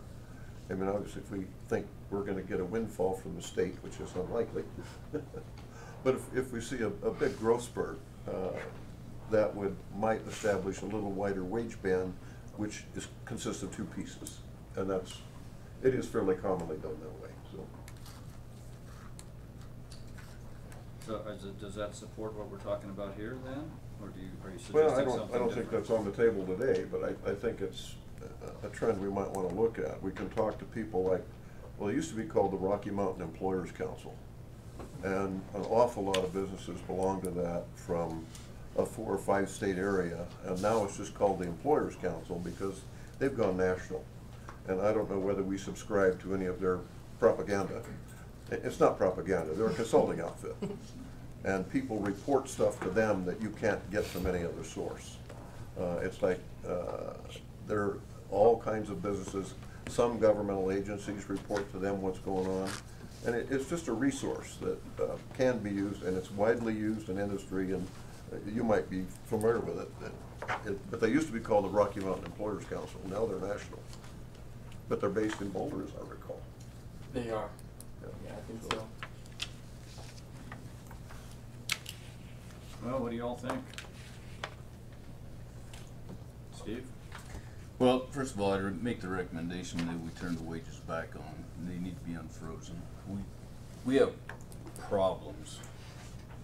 Chief, I'm gonna defer over to you for a moment. You can correct me if my numbers are wrong, but and I want it to be known that I think across the board for the entire organization, we're doing a great disservice by not paying people what they should be getting paid, first of all. So it's been turned off long enough. We've seen growth. We've gotten out of our deficit in our conversation that we've talked about. We're starting to see growth. So it's time to quit making them pay the price for it. Looking at your organization, and I'm looking at the organization as a whole, but your division, the numbers that I've received lately is that officers that are actually physically working on the street right now, on their own, getting in a car, taking calls by themselves, you're at 78. And correct me if I'm wrong as I go along with this. You do have officers that are in, and I'll read them off. You have 4 officers currently in the academy. Yes. Can't work with them on the street. They're in the academy. You have 9 officers in the PTO program. They're on the street, but they're a 2-man unit. So you can't, that's not 2 bodies, that's 1 body taking 1 call. And then you have 16 other open positions, of which I do understand you have 4 of those that are to be filled in the next couple weeks here. But 16 open positions, so those are bodies that we can't count on. So when we look at your total strength, and you break that down by the amount of officers that are actually working, 27% of that department is non-functional. And it's not necessarily people that we've lost from your division due to this, but we certainly haven't gained anybody to this organization because of this freeze. Nobody wants to come and work here because where are they going to go? They're going to be frozen at a certain point in time. So my recommendation is to turn it back on. Discussions as far as where we go with pay from this point forward, I'll tell you the recommendations of, and I don't even want to get into this discussion tonight, but a couple of us have had the opportunity to sit down with the chief, and they have a plan that's, it's not even a fully developed plan. It's an idea, but it makes sense for the police department. You look at options A, B, C, and D here. This does not make sense for a police department. This is a merit-based program, and God forbid you put a law enforcement agency on a merit-based program and tell them, I'm going to pay you by production, because production becomes tickets and arrest and quotas. So this program will not work. So, and if we're going to look at it across the board as far as changing the way that we pay people, there's a few options. The option that was given to everybody, the option that was put out of looking at reducing it from 5 to 3%. Let's look at that and see where that takes us to. I think what the chief has proposed that nobody's seen, and it wasn't put in this package tonight, is another great plan that works for them. So I want to see what works across the board in future discussions for each department. But I don't want an idea brought to me or an idea that's on a piece of paper brought to me. I personally want a plan put out in front of me as to what's it look like. Right now, if you looked at this plan, what are the steps that are going to be taken? How are you going to evaluate people? This isn't close to being ready. So, for the point of discussion tonight, I would like to see the wages turned back on. Let's take care of our employees. And then from this point forward, if we're going to change the way that people are getting paid, this needs to be looked at from the very top, contract, department head, all the way down to whoever you hire on tomorrow. And we need to look at that whole scope, because I know and you know that there are people in this organization and contracts that absolutely need to be reviewed, and the amounts of money that are being put out, I would ask when the last time that was ever looked at. So, broad scope, I would like to see the whole thing looked at. I don't want to move forward on any plans until the plans are put together from A to Z and we can see them.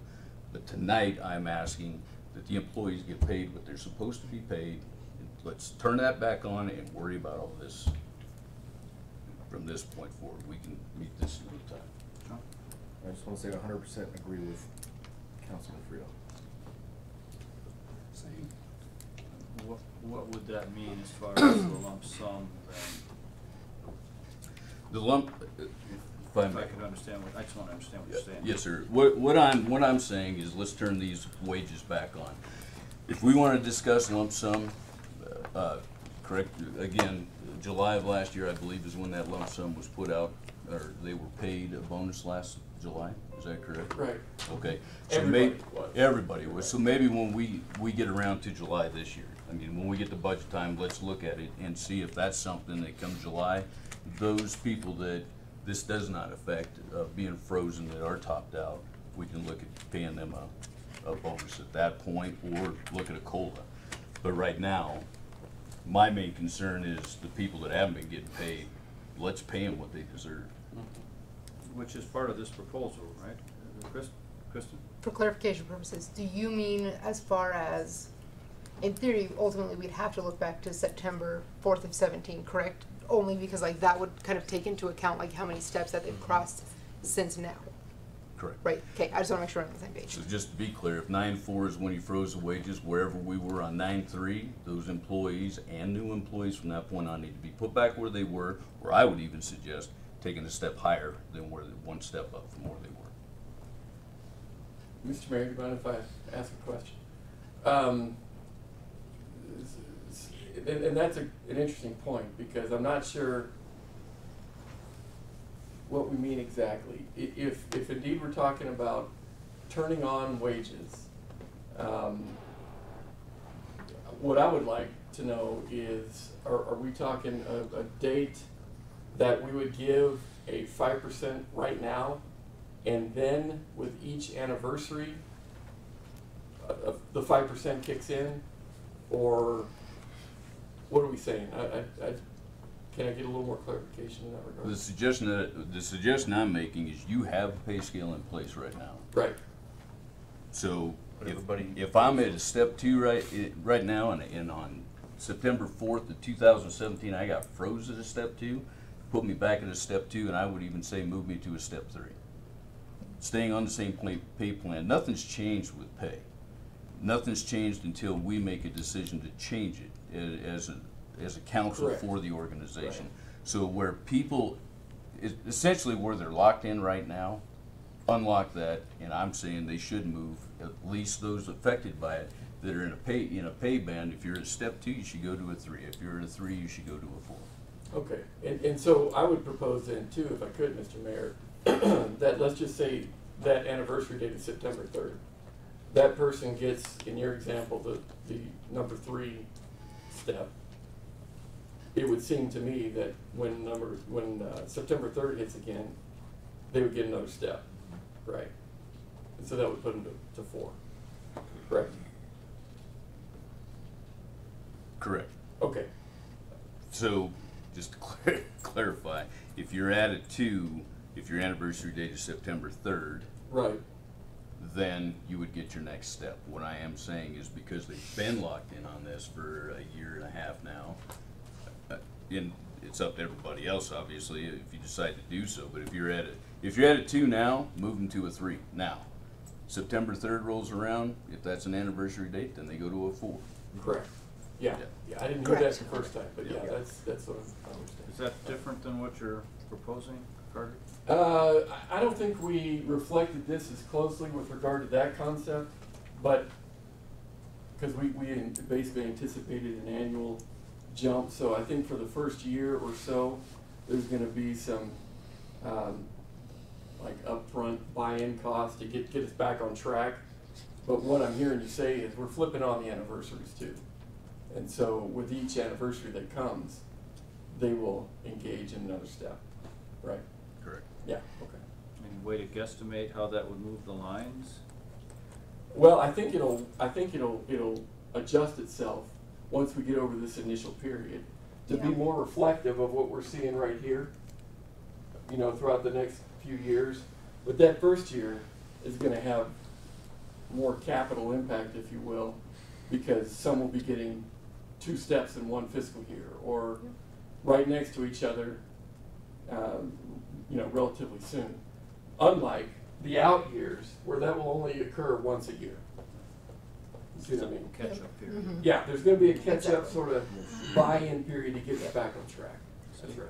The only thing I would want to add to what you just said is that, like I had proposed when we get to the budget, or we're talking about July and giving lump sums, that's not gonna be added in right now because we haven't decided on that. We're just talking about turning the wages back on and allowing steps. That would So- only be, yep, So we're not talking about this column. lump sums to this Or row. other 250 people. We're talking about the steps there. So it wouldn't be a complete impact unless we decide to either At give a budget coal at budget Right. time. Right. Yeah. Right. And you didn't say this, Steve, but it sounds like you're saying you don't want the 0 to 5% pay for performance award. I don't even want to discuss any of this until a later time, because you're talking about changing the entire wage program. That's a whole different discussion.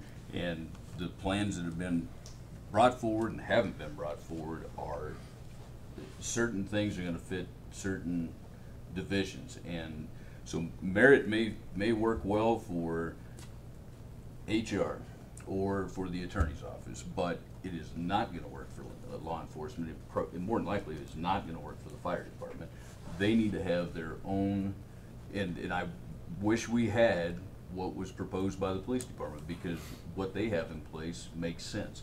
And I believe the fire department also, they have steps for what you add to it. So you could be a basic fireman, you could become a paramedic, or paramedic certified as you work up the ladder. That's more incentive, more money that you're gonna make. That's not a merit-based system. So this wouldn't work for them, but that does. Mr. Mayor, can I say something real quick right here? What Councilman Friel is referring to is an idea that the chief has wherein he provides more promotional opportunities for the police department. He's effectively inserting positions within gaps that, promotional opportunities don't exist currently. And so we're not ready for that discussion right now. It wasn't intended to bring that forward right now, but I would like to bring that forward. And I'd like to bring it forward with respect to some of the other departments as well who have the same kinds of issues, albeit not in a public safety paradigm. I wouldn't call that a longevity program necessarily. I would call it more of a promotional opportunity type program that really we need to look out throughout the general fund and into the enterprises as well. Because the problem doesn't only exist in police, it exists throughout the organization. But it might also affect retention over time then, because. Hopefully it would improve retention, that's exactly right. It's not inconsistent with the things we're talking about as far as unfreezing. Okay. But a different level of conversation that we're not ready to have yet, that's right. Okay. Other comments on this? Kristen? Just because I understand logistics and we obviously have an enormous amount of employees, how realistic is it, timing-wise, to quote-unquote, like, back calculate basically and then apply it, like, say, in the very, very near future? Like, say we're saying that it's effective today. I mean, like, do you have, like, the manpower as far as, like, calculating the back? Because obviously it's not just, like, pressing a button, somebody's, like, wages update. Like, you have to look back for, like, when people's anniversary dates were and things of that nature. Mr. Mayor, council members, we can do that. Okay. We have Perfect. automated system, so it will take staff work between finance and human resources, but we can do that. Perfect. And everybody is, because they're locked in right where they are now, so we know what the next step is and subsequent steps. Perfect. How long? How long? I would say give us until April, because we have to do behind the scenes. That's 2 weeks. I mean, it's just a pay That's period. right. It's a pay period. Right. Okay. That's Is fine. what I would suggest. Thank As you. soon as that we can do it, and because we don't want to make any errors in doing it either, so we want to make sure we do it right. Steve? Mr. Mayor, I have asked for this since day one to come onto the agenda, and it's taken us to this point. So I have no problem in giving the time that needs to be done, but I would like to see a date certain that this will be taken care of. Not April, not 2 weeks, 3 weeks, whatever. I want a date certain that this will take place. So if it can get done by the next pay period, I prefer to see that happen, but I would like a drop dead date that this happens. Can you give us a date? Yeah, that's Would the what we said. first paycheck in April be, I think that's what Because it Trey was, Downs referred to. this was. I agree. Oh, no. This week. Oh, yeah, so this is only got. Heather, how, when we do this, is gonna affect our budget? How's that So change I don't that think for she's us? saying they'd be ready by that one. April 4th. Without including anything for those who are capped out right now, that improves the picture. I hope that that's a temporary situation, because I think that's a critical piece of retention, doing something Yeah. for our longer term employees. But thank you, Tom. Tom just showed you exactly what that looks like with regard to future years, what the budget the revenue requirement would be, and that kind of thing. So it does improve the picture, but it leaves out a huge segment of our employee population, and that's not what I'm recommending. Sean? So I remember last budget cycle, we approved money for step increases pending a merit-based system that you guys come up with. That money's still there and hasn't been spent, right? Correct. And that would be used partly for what he's proposing. That's my plan. Yeah, absolutely. Steve? The only thing I want to reiterate is in agreement with, when it comes budget, I don't want us to forget about the other employees and have that discussion, whether it's COLA or whether it's a one-time lump sum bonus, if you will. I do want that discussion, just tonight I don't. Tonight my main focus is getting people back on track where they belong. Well, and I may be an outlier here, but I think at some point council should look at this entire system, that where we do a really good job for 5 years and then stop. I just don't see how we can retain people if people are used to getting a really nice raise and then all of a sudden nothing unless we approve a COLA. Right. And the county has a similar program. I mean, you know, you hit your 5-year step and then you either promote or you hope that you get a COLA. So I think that's what we want to do, is discuss a different plan, just not tonight. And I do think it's different. You know, a merit-based system isn't going to work for the police or the fire. And how do you gauge that? So I think if the chief has his plan and fire chief has his plan, and I mean, definitely we need to look at it, but I don't think tonight we're ready to look at it. Mr. Mayor, can I say real quickly, the plan that the chief is talking about is not a performance-based merit type plan. It seems like we're kind of interchanging the discussions and so forth, and I just want to be clear that that's not the same thing. We're talking about promotional opportunities, creating more advancement opportunities, and that really is what I hope we can address as well. Performance pay, in my opinion, is a completely different topic, and we can address that later as well. I look at that as a value-based system. You're adding value to the employee by what the chief is proposing. Correct. Yes, I would say so too. Anybody have anything else? So we'll have this by next pay period. April 4th. And you'll be able to tell us how that affects these budgetary lines, because we're gonna spend more money if we're going to give people more of the steps than they would if we just started it today. So there'll be some cost associated with that. For sure, and the real conversation, Mr. Mayor, will happen as we get closer to a budget proposal time period, because we've got a whole bevy of things we need to chat with you about as it relates to a myriad of other things besides just wages and so on. And we could still have a discussion as to COLA versus lump sum. Ray? I just want to thank the staff for putting this all together. I know it takes time and effort to put it all together, and you guys put your hours in, so thank you guys so much for doing that. I do appreciate you guys doing that. And don't throw it away. Yeah. We are going to talk about it. Any other comments about all of this? Are we okay with moving forward with this part of the plan to get unfreeze, and then we'll take everything else from there? I have to abstain. I would love to join in. Is everybody okay with unfreezing wages and giving people credit for time served? That took me a second. I was like, Okay? Good deal. Thank you. I go with Ray said, this is not easy work. I do abstain last year too, and you guys all voted for yourselves. Okay, we are on to council goals.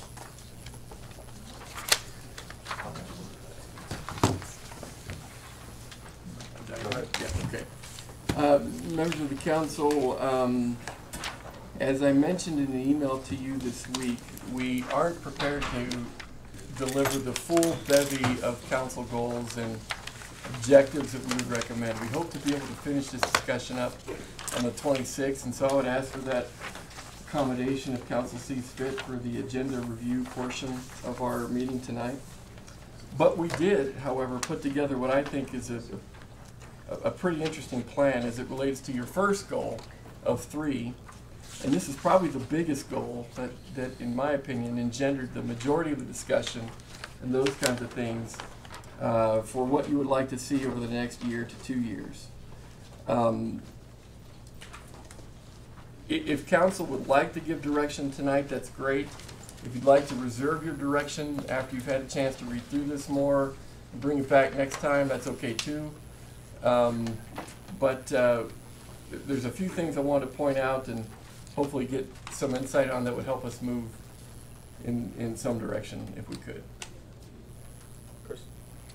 I think you've got a pretty good start here, but what I would like to see is, when we talk about the goals and objectives, I think we have to have consistent, we have to agree on something that's gonna be a consistent measuring point for, you know, longer than just a year, or else we just track activity, and everybody can say, show busyness, but what's the goal? So housing options, that's a good one, clarify it more.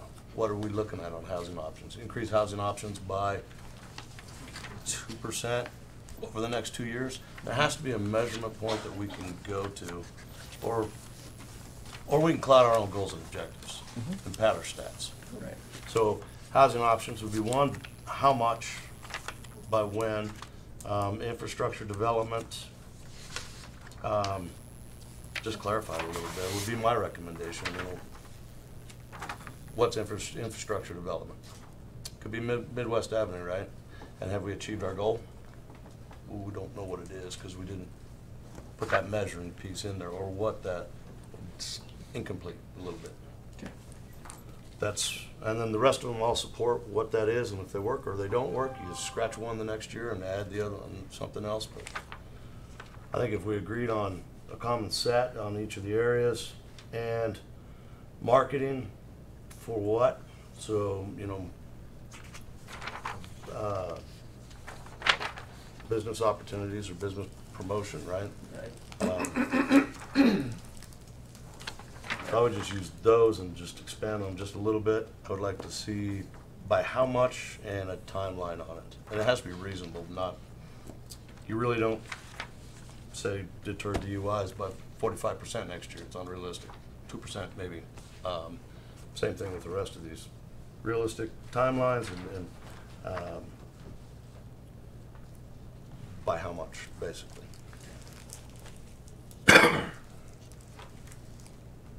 Kristen? Especially since we'll put a little bit more into it. I mean, potentially what I would think that we could do is maybe have like a separate chart that, just has like 1, 2, and 3 under A, 1, 2, 3, 4 under B, and then maybe just have like the metrics as far as like how we're going to measure it. Just as far as clarity, especially like when we're a year from now, like Chris, some of these are like very easily measurable, but some of them might be things where we have to like get a little bit more creative of how we're going to determine if we've truly accomplished that, or if it's just willy-nilly, we're like, eh. So if we have the metrics defined up front, then that would probably help. Could I jump in one more time? Yes. When we talk about measurement, let's say we just had a broad one, public safety, or, bring in businesses. That's pretty pie in the sky, right? Measure how many businesses came in. Yep. Or a crime index, and then all of that goes through a lot of the marketing area, legislative strategies, they're all different tactics used to get to that broad area. So they don't always seem like they're directly tied to it. Right. Yep. Comments? I'd like to add 8, continue to implement the non-motorized transportation plan objectives. Under objective B. The NPO has a non-motorized transportation plan that we approved. I would like to implement, we use plain language, and no more wayfinding non-motorized vehicles. Signs and walking and riding. That was the title of it. I don't know, maybe I'm just a simple guy. I want to have 2 more roundabouts. Exact metrics. Get rid of traffic lights to go all around the roads. Other reaction? I want to be taller. And as you all know, and a particular interest of mine is downtown housing, and I don't know if that's appropriate under Objective A to specifically, would that be included in 3? I'm not sure what 3 means. Mr. Mayor, it certainly could be. The problem with that particular goal is we would need to have the discussion with regard to where you think those key development areas are. As you probably know, in item number 2 there, just above there, one of the city-owned properties that would be identified would certainly be a property downtown that could also fall into that mix and potentially be available for housing. If indeed council wanted to go that route with that particular property, and I'm thinking, you know, the source gas property here, I think it would be helpful to those that consider participating in that property to know that council wants in advance to consider housing options for that outcome. And so along those lines, if that is something council wants to do, I would have you, kind of remember that, and that indeed we would make that very clear right from the beginning that that would be the intent. And more generally, when we started the meeting tonight, we talked about the opportunity zones, and Right. the city may have a role in trying to stimulate that or get that whole process going. That to me also seems something under Objective A that we could specifically reference and say the city will work with private partners to develop the opportunity zones and work to focus more capital investment in, I don't know how we would say that, housing in the city's core.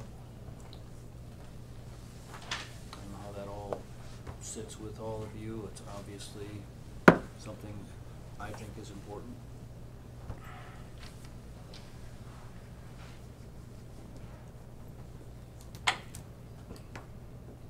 And what the city's role will be with respect to the opportunity zones is unclear. It's a private investment process, and it's not going to be taxpayer money, but we may have a role to play in removing barriers or Infrastructure probably would be a significant one, because they may need utilities and they need roads, so we make that. maybe some zoning issues we could address, or things with the code, the form-based code that we could address that would somehow make it more financially doable for people to make those investments. Right. Absolutely. Oh, yeah, thank you, Charlie. I wonder if we might look through some of these, because some of them are pretty specific, and I know Councilman Walsh talked about measurable goals, but I look at some of these and maybe we ought to just kind of take a quick look, because some of them are, we either get her done or we don't. Right. And review city-owned properties at 2A under Objective A, that is an absolute goal. We either get her done or we don't. And there are a number of items that are kind of like that. And so I'm just saying that I'm not sure those need to be any more specific. Yeah. Like, we're gonna have 18 houses with 14 windows, that's a little too far. So. But your suggestion, Kristen, is we create more of a grid where there's a final column that basically has a measurement. Exactly. And I think- Desired outcome kind of thing? Yeah, or just how we measure it, or exactly, because I mean, Okay. I don't think it'd be overly intensive. I guess it's just the point of that gives us like a very clear-cut picture of when we're done. And like Councilman Hopkins said, some of them are just going to be straight up, was it done or not? I mean, that's the metric. Did we discuss it or did we not? So I mean, it's not. There might be a couple that they're just relatively. And sometimes broad. I have to remember the impossible takes a little longer, Right. Well, it's not uncommon for a grid like that to have a target date. Yeah, on some of them that could obviously be very relevant. I mean, some of them that are going to be more over-encompassing and not so easy to figure out metrics, I don't know that you'd have. I mean, you've got some of those in the text itself where you've got a proposed date. Yeah, so I see. Mr. Mayor, if I could also add, some of these suggestions that staff has come up with as ideas to try to fulfill some of the overarching desires that you mentioned the other night may require an adjustment of capital priority with regard to what you have talked about to this point, albeit informally and without budgetary commitment. So for example, when you talk about infrastructure development and you talk about trying to leverage our current assets so that they're more productive, you may want to consider some of the gaps of productivity that we're seeing in our current assets right now. For example, Hogadon is potentially one of those things that you might want to address, wherein we have put a new building in place without a paved parking lot, nor does it have air conditioning. And the reality is, if we're going to make it a competitive asset year-round to host wedding receptions and those kinds of things, they're probably not going to want to walk through a mud parking lot, and they're probably not going to want to deal with no air conditioning in the middle of the summer. And so, if council likes that idea, I'm just proposing something that you'll see in the text here that would probably require a transfer of priority, if you will, with regard to some of the other capital projects that we've already talked about. And so this does challenge that thought process a little bit, in that we may be asking you to exchange things for things so that we don't come out of accord with what it is that we told the community we would be doing with 1% money, if you will. So as you read through that, if you could kind of look at it through that filter, as well as looking at the dates that we have affixed here to see if that, makes sense from the outlook that you have in mind, I think that would be what I would ask at this point. Because this is a big one. This is probably your biggest one as far as your council goals and most sort of ambitious things that you have envisioned wanting to accomplish over the next year to 2 years.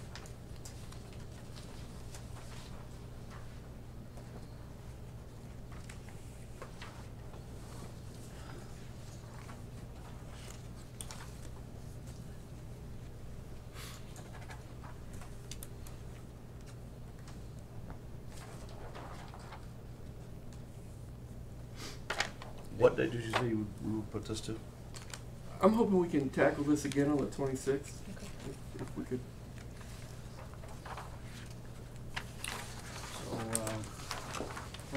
what would this look like? Are you talking about more like landscape style with different columns? Is that what you're thinking? However, I mean, it definitely doesn't need to be somebody like sending days or like just driving themselves nuts. But I mean, I would just keep it super simple. Just say like, whatever, first little thing on the table, objective A1 or 1A, however you want to do it, and then just literally next to it, like how we're going to measure it.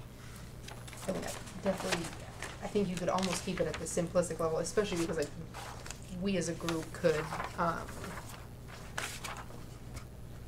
okay, so exactly, so Chris has something here where it shows, like actual planned, so it's like comparing them across. Mm-hmm. So ultimately something like that. I You mean, bet. plus we'll bring it back as a group, and like we as a group could be like, maybe that metric didn't quite, like it wasn't interpreted as we were intending it, and like this is a more proper metric that we think would be more useful to us as a council, things like that. So I mean, it'll still be a fluid document. Perfect. Yeah. And something at the That's end where you perfect. could check it. Well, exactly, Done. like Bob said, some of them are going to be, did we do it or did we not? Yeah. It's pretty easy. Other comments? How this should look next time around? People okay with my suggestion that we put the non-motorized transportation plan on as number 8? I don't know what that means. Are we Piggyback talking rides? about 3B under objective B? I'm talking about Rickshaws. Is that the same thing? Is that the same thing? Oh, I missed it. Let's That's see. exactly- Excuse me. Sean, for sure. Implement the updated plan, okay. My bad, I missed it. Okay. Anything else that should be in here based on our conversation a couple weeks ago? Okay. Going once, going twice? Does that give you some guidelines It as far does. as the next edition? Absolutely. You betcha. All right, well, that was quick. Thanks for all your work on this. I know there's a lot to that. Okay. Agenda. So now we are looking ahead to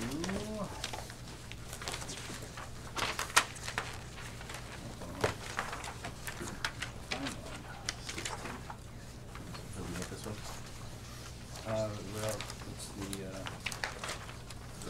we've got a list. My list is dated. So, what did you have? Yeah, it's on the back page. Oh,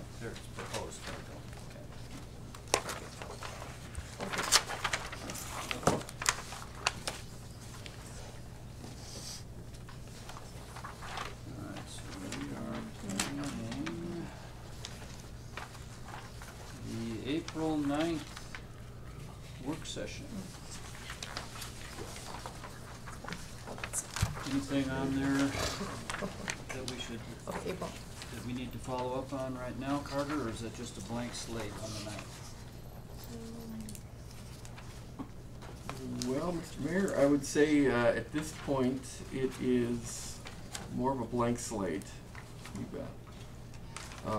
As we get closer to the May timeframe, we will have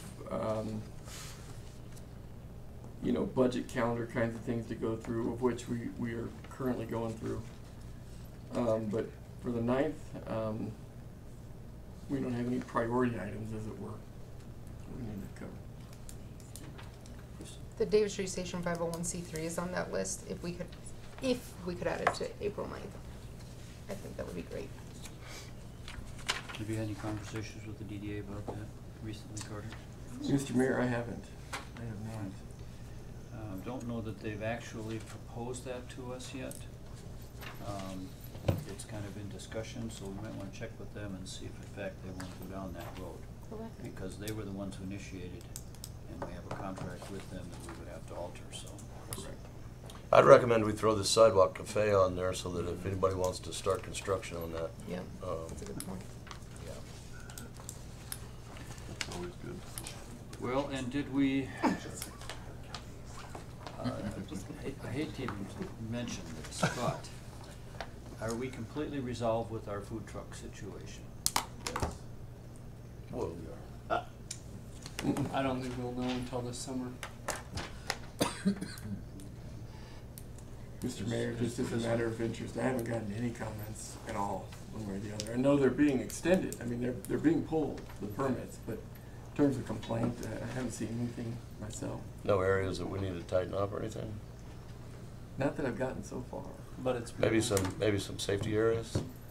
I think the fire chief has something. I can only tell you that the 2 restaurants said they go broke have gone broke.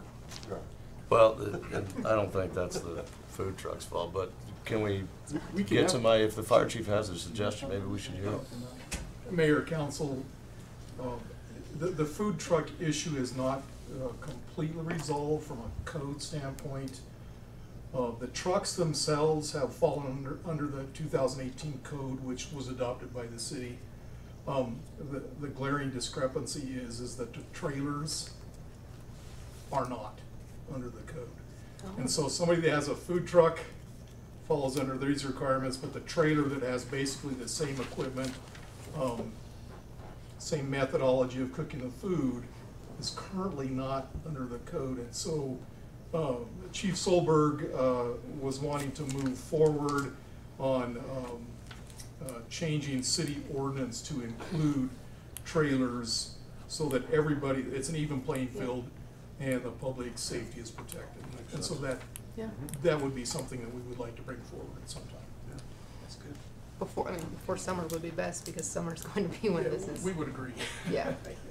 And where we landed is we gave you the authority to create a space downtown for food trucks if you saw an ideal place for that. Perfect. So I hope we would be able to find that spot, wherever it might be. Well, do we want to add that discussion from the fire department on? We can do that on the 9th. Talk a little bit about adding trailers, okay? And Carter just pointed out that we have a proposed agenda item on the 9th, which was the annexation.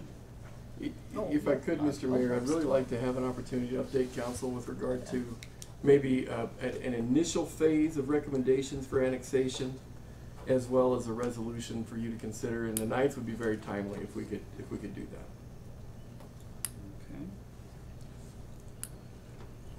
If we did that and followed staff's recommendation on both those, we'd probably have a pretty full agenda. Mhm. They have the other one there on fees resolution. Okay. Bob? Just one question. A lot of times we're talking about the reserve accounts for our various accounts, including 1 cent, you know, we've got a lot of reserve accounts. And I wonder, before we get to budget session, you know, we go through that fairly quickly. If it might not, if we could inflict on you the job of just talking about what these reserve accounts are and what they're used for and how they're used. Absolutely. Would that be a reasonable thing to do? I mean, before budget? Absolutely, you bet. We'd be pleased to do that. Okay. Be happy to. So I think we're getting pretty close to full then. Yep. And I wanted to give you all, too many pieces of paper here. Give So me is just it a in the second. sidewalk phase? Yeah, no. We did Yes. decide that. This is the list I Sean's Rickshaw business up for approval, all sorts of things on the night. Well, I'll find it to you. I'm gonna get you all a list of the WHAM videos that have been put together that are very brief, but I think informative on various aspects of city government, so, see if people are interested in incorporating those into our work sessions. So, I guess we're set on the 9th. So, let's go around the table and see what people have to report. Anything for you, Ken? The only thing that I just want to bring up is, 2 emails. One was from, that we got about the 20-mile-an-hour zone in front of the hospital all the way downtown. Just the citizens' concern regarding it. I know that we have one more passing, or did we already pass that completely? Okay, I couldn't remember. And then another email that citizens, Casper citizens sent out about plastic bags. How some places, like I do believe Jackson, has banned plastic bags from their stores, and just trying to help with keeping the environment more safe. And not that I agree with it. I don't think we can. I don't feel comfortable ever legislating that, but I just wanted to bring it up. That was a concern of a gentleman that about plastic bags and recycling and all that. So, other than that, that's all I have. Nothing tonight. Nice work tonight. Couple meetings coming up this week, and I will keep you posted after they occur. Same, got a couple of meetings coming up next week. I'll keep everybody posted. Oh, I'm not gonna be here next Tuesday.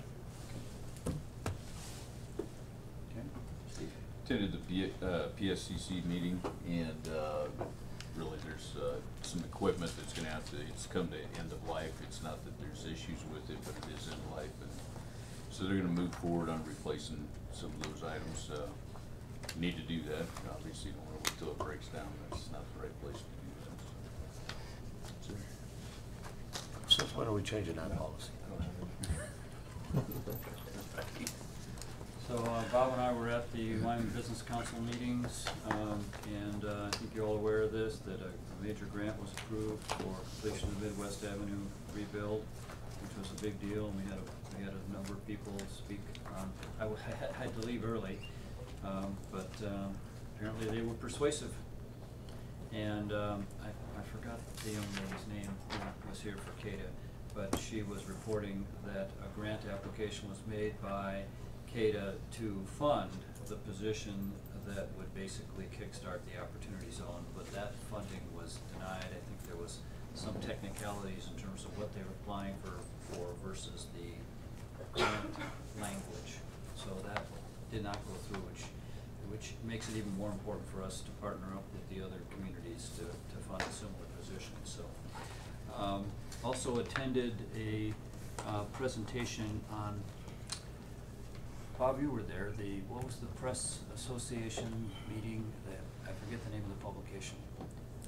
Anyway, it was their annual presentation, and we listened to Dr. Jane Alexander from the university kind of give a scope out on the economy of the Rocky Mountain region and trends that she had been observing, and she went through all of the global risks that we face that will affect us, whether we like it or not, all the way from cyber attacks to Brexit, and then talked about the robotics movement and made the statement that 60% of the jobs that are existing at the time that someone enrolls in college will, 60% of the jobs for graduates of college haven't been invented yet.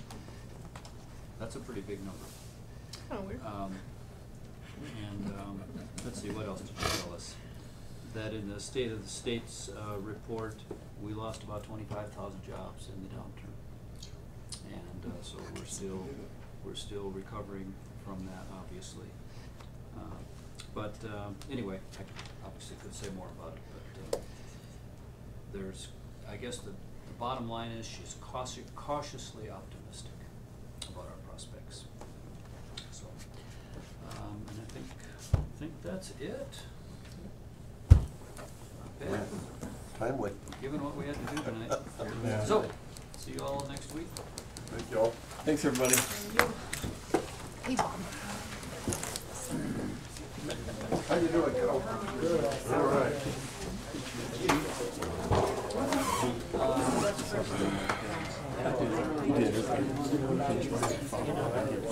Bulk of your session right now.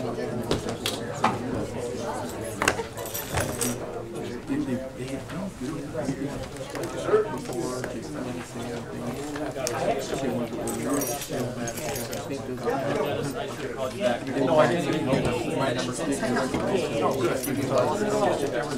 Yeah, obviously.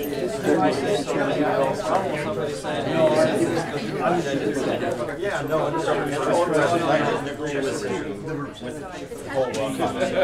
Hey, we didn't ban last week. I know, right? Hey, you know what? I didn't leave my number either. That's all right. No, I don't. It shouldn't be at this job.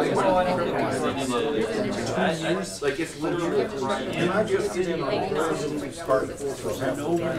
He banned something. You've actually gotten us on the. Yes. It is a crime. Right. Probably. So, that's You really want to look at taking people's money, put them in jail? It was one of those that, we all know the old fashioned way, if people don't like it, there is the ballot box, I guess, in a sense. I say, well, maybe I misheard where it was, they Call each other. Tell us what to do. We're bound to screw it up. I'm making myself look bad.